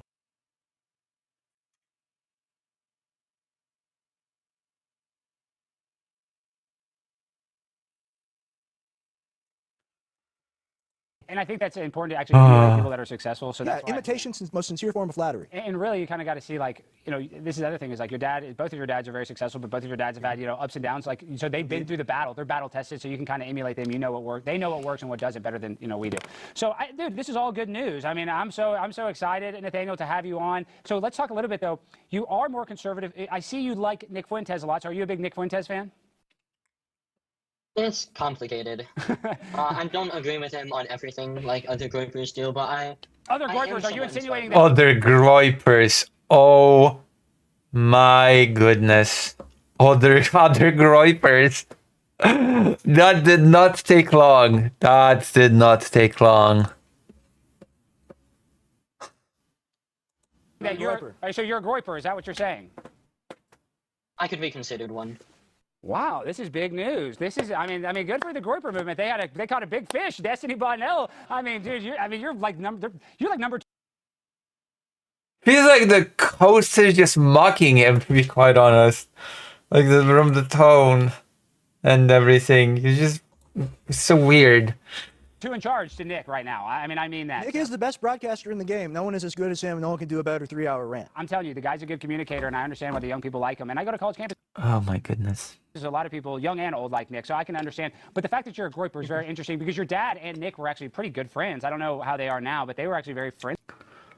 Yeah, I know. They ate chicken waffles together. For a long time. So I don't think he would be that mad that you're a groyper. Is he mad that you're a groyper? Does he know that you're a groyper? Kinda. He thinks I'm being really edgy, but he thinks it's just a phase. He's not like mad at me for it. He thinks I'm probably gonna grow out of it someday. Maybe I will, maybe I won't. But it's like the liberal version of your kid going trans. Yeah, no, it's not that bad. I mean, we all griped up after all. See, but it's like the liberal version of your kid going trans. Yeah, no, it's not that bad. See, and I have to say this too. You're in good shape. You seem like you're a healthy young man, so you're not like totally terminally online. It's not like it would be a lot different if you're like 200 pounds and you look like a morbidly obese torta or something. But you look like a healthy young man, and it seems like you got a future, man. You got a future. You got decades. As a groyper. I don't always take my advice. You've got a future ahead of you, young man, as a groyper. That if you lean into being more conservative and your dad's one of the biggest left-leaning voices, I think that will make you successful because people always kind of go to you to counter signal your dad. So. Cover what you love, man. Yeah. Like, I'm a Oh my god, Destiny's one of the biggest left-leaning voices. That supplement guy because that's what I watched get developed as a kid, and I got into the science of it. Like, cover what you love. Talk about what you love, and if you do that, you never have to work a day in your life. When 200 pounds, people in the chat are getting mad. 200 pounds is not that big, but you know what I mean? I'm saying for a 14-year-old, 200 pounds would be kind of big. How tall are you? Yeah, are you a tall kid? 5'5". So, do you play any sports, or are you just you're just kind of a baby debater? I've played football for a few years. I've also done soccer, baseball, basketball. Yeah, football, you're going to get CTE. We need to keep your brain sharp. I don't want you to hurt. Dude, after the show, me and Alex are just going to bang our heads together. Yeah, we do some that. therapy, some cranial We're like therapy. mooses in the wilderness. We're going to get our horns locked. Okay, Nathaniel, before we go, though, how can people find you and support you? The chat's loving you. Everybody's saying Nathaniel's the coolest. But how can people on Twitter and everywhere else support you in your upcoming broadcasting career? the dinner has been a mistake. Is like, I guess follow me on Twitter. That's the only thing I'm really active on. I get banned from like everywhere else. I might be banned from YouTube for the age restriction thing, so Twitter is probably best place. Wow, Twitter is a Shout out to Elon. So, yeah, Elon's bringing back free speech. But the last thing before you go, I saw one tweet. We don't need to pull it up, but you said your teacher was a Destiny fan, and then you said you tweeted, "I'm cooked." I thought that's so funny. I think that might help you if one of your teachers is a Destiny fan. Well, he didn't say he was a fan. He watched my dad a couple years ago when he played StarCraft. And he also watched some of the recent interviews he've done in 2022.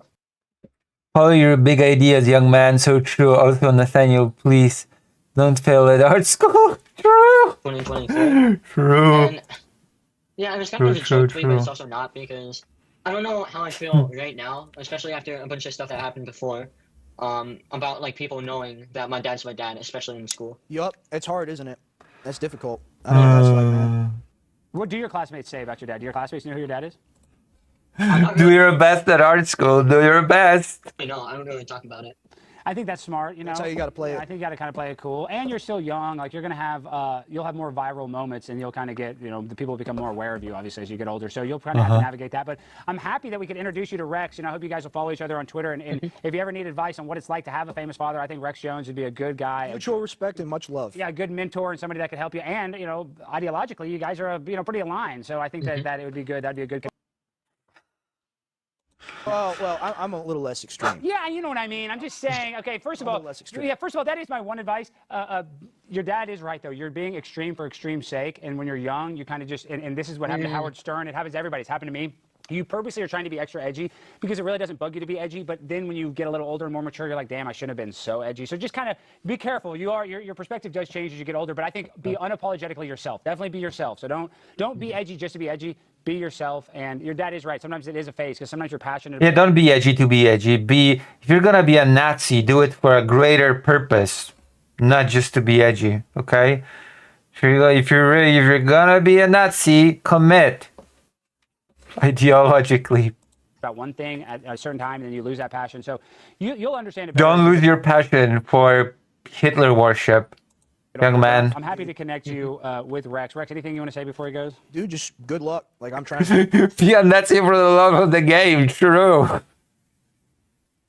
do the same thing, kind of. So just like I said, mutual respect, and you're talented, you're young. That's more important than anything, really. You got decades and decades of career. I already blew 10 years, and that 10 years didn't go exactly how I wanted. No, it didn't. You're 22, dude. You're a baby too, Rex. You're acting like you're an old man. I've been around a while, Yeah, but he looks like he's 30 years old. So I get it. I really do. And that would be my advice to you: is don't let the internet consume you. The internet is not real life. Be grounded in reality. You talk about sports, dude. Just physical strength over anything in this world, really. Before after God, I do agree with that. That is the alt-right, character trait you should have. You don't have to be like a total exercise freak, but you should be in good health and exercising and moving and grooving. That's the thing. That'll help your mental health the best.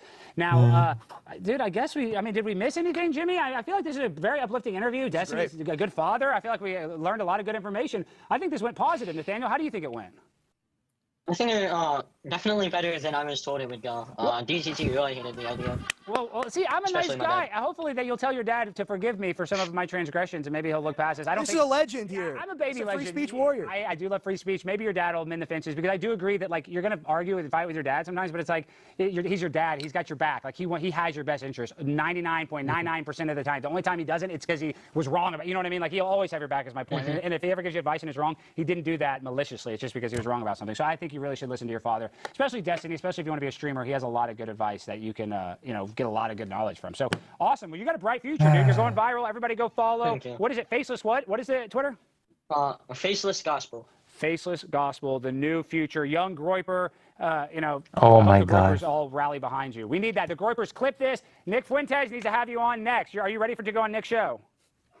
I'd love to. We're going to get you on there. Nick's going to have you on ASAP. All right, Love you're it. the man. We love it. You're the man, Nathaniel. Keep up the great work, young man. And do your homework. Take vitamins. Do not do drugs, and you'll be okay. Yep.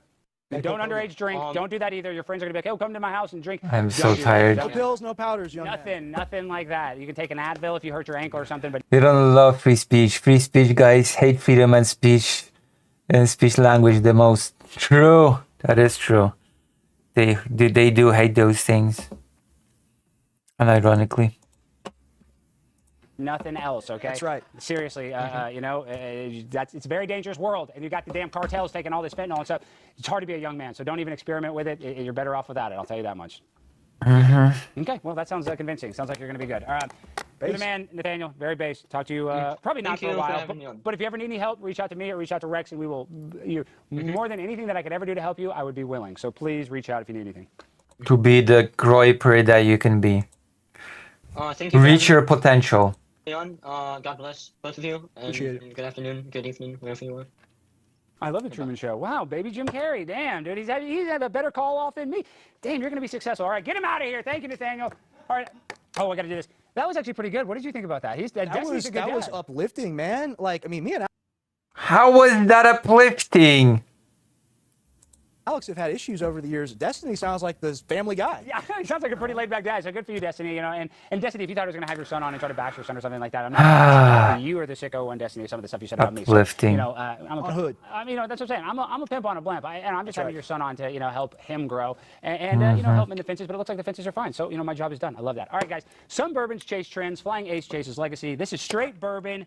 The way it was meant to be. Bold, balanced, and unapologetically American. No gimmicks, no fluff, just real whiskey. Okay, that's enough. That's enough for now. Jesus Christ.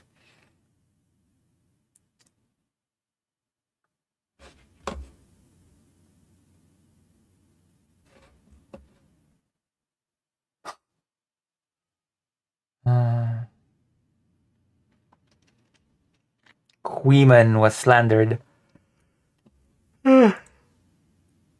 Wow.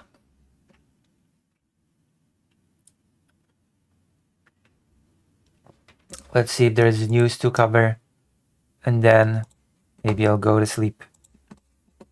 'Cause we've been streaming for 3 hours, and my pill is getting me tired.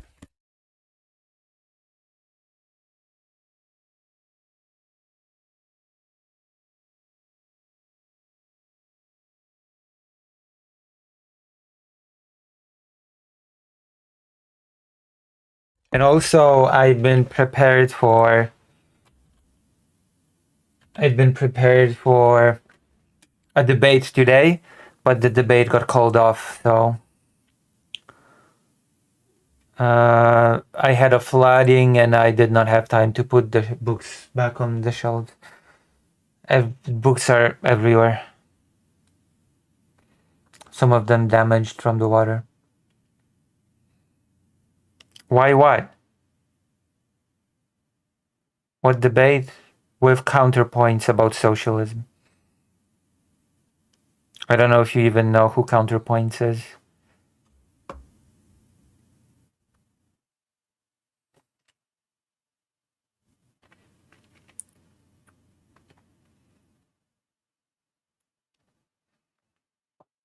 Why was it called off? They had an emergency, so they couldn't talk to me today.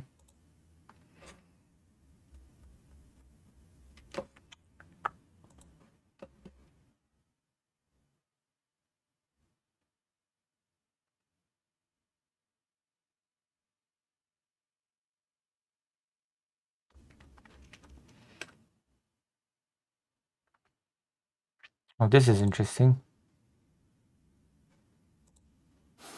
Volodymyr Zelensky has taken part in negotiations with the group of Nordic Baltic 8 that includes Denmark, Estonia, Finland, Iceland, Latvia, Lithuania, Norway and Sweden, countries that have been consistently supporting Ukraine. That could make it possible to do the 1 billion monthly. Possible. Since the start of the full-scale Russian war, one of the key issues under discussion were Russian attacks on Ukraine and further assurances of the continued support from the Nordic countries. We are ready to continuing our steadfast support for Ukraine.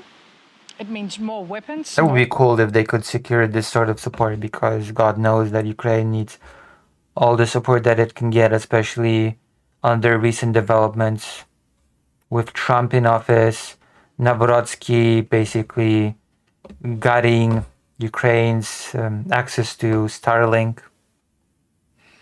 More ammunition and more sanctions on Russia.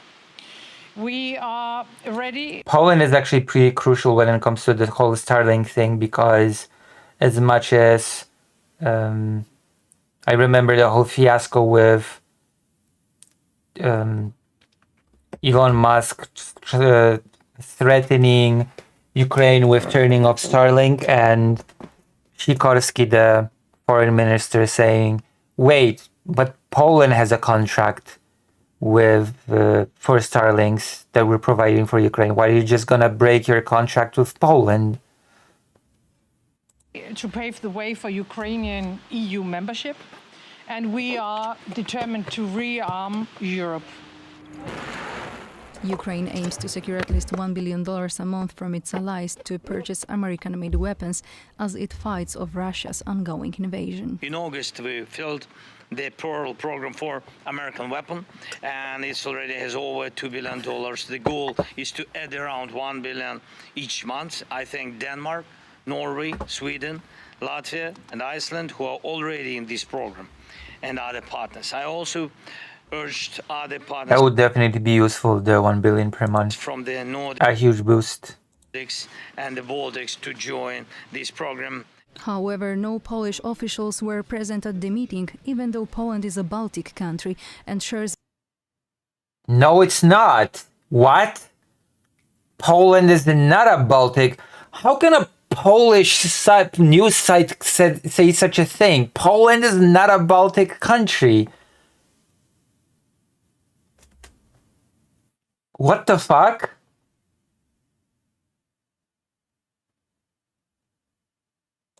Both land and sea borders with Russia. Officially, Poland did not join the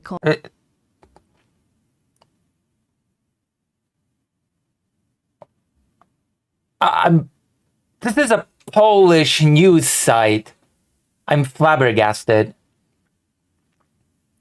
coalition of countries claiming that they are ready to send troops to Ukraine as part of the post-war security guarantees. This is why Polish officials did not attend the meeting of Donald Trump, Volodymyr Zelensky, and European leaders in Washington last month. Poland plays a crucial role in supporting Ukraine, simply as a transit country for weapons, but also as a country of repair facilities, training facilities. Whether Poland is formally a member or not is really of secondary importance. The important thing is that the Polish government talks to the other governments here and that there's some coordination going on. That's what really counts. Polish Prime Minister Donald Tusk has confirmed that this time he will attend the meeting of the Coalition of the Willing with Volodymyr Zelensky, set to take place in Paris on Thursday. No, you don't cut off starting from an area Ukraine was doing an offensive in because he didn't like the operation. He threatened to cut it off again later. And he got into an argument with the Polish foreign minister. I will be in Paris tomorrow at the conference of the Coalition of the Willing, the countries that are helping Ukraine defend against Russian aggression. The gathering of the Coalition of the Willing will feature officials from over 30, mainly European countries, alongside NATO Secretary General Mark Rutte and European Commission President Ursula von der Leyen. It is such a bizarre thing to say. It is such a bizarre thing to claim that Poland is a Baltic country. Whatever. Okay, we've done this news. I've got a few segments. It's late, I guess, so I'm gonna retire to bed for now. I'm tired. I have to do some reading. I'll do a longer stream tomorrow. I'll try to do a longer stream tomorrow. I'll see you all tomorrow. Good night, God bless, and all that stuff, okay? I'm gonna raid you into someone that's willing to, I don't know. What reading? About socialists. I'm gonna read the books about socialists. The anti-communism of the socialists. I'm gonna read that. Good night. Good night, good night. Thank you for being here. I'm gonna raid you to Mercado Gaming, I guess. Oh, well, I'm gonna raid you to Mercado Gaming. The person that is live right now. Okay? Okay. See you.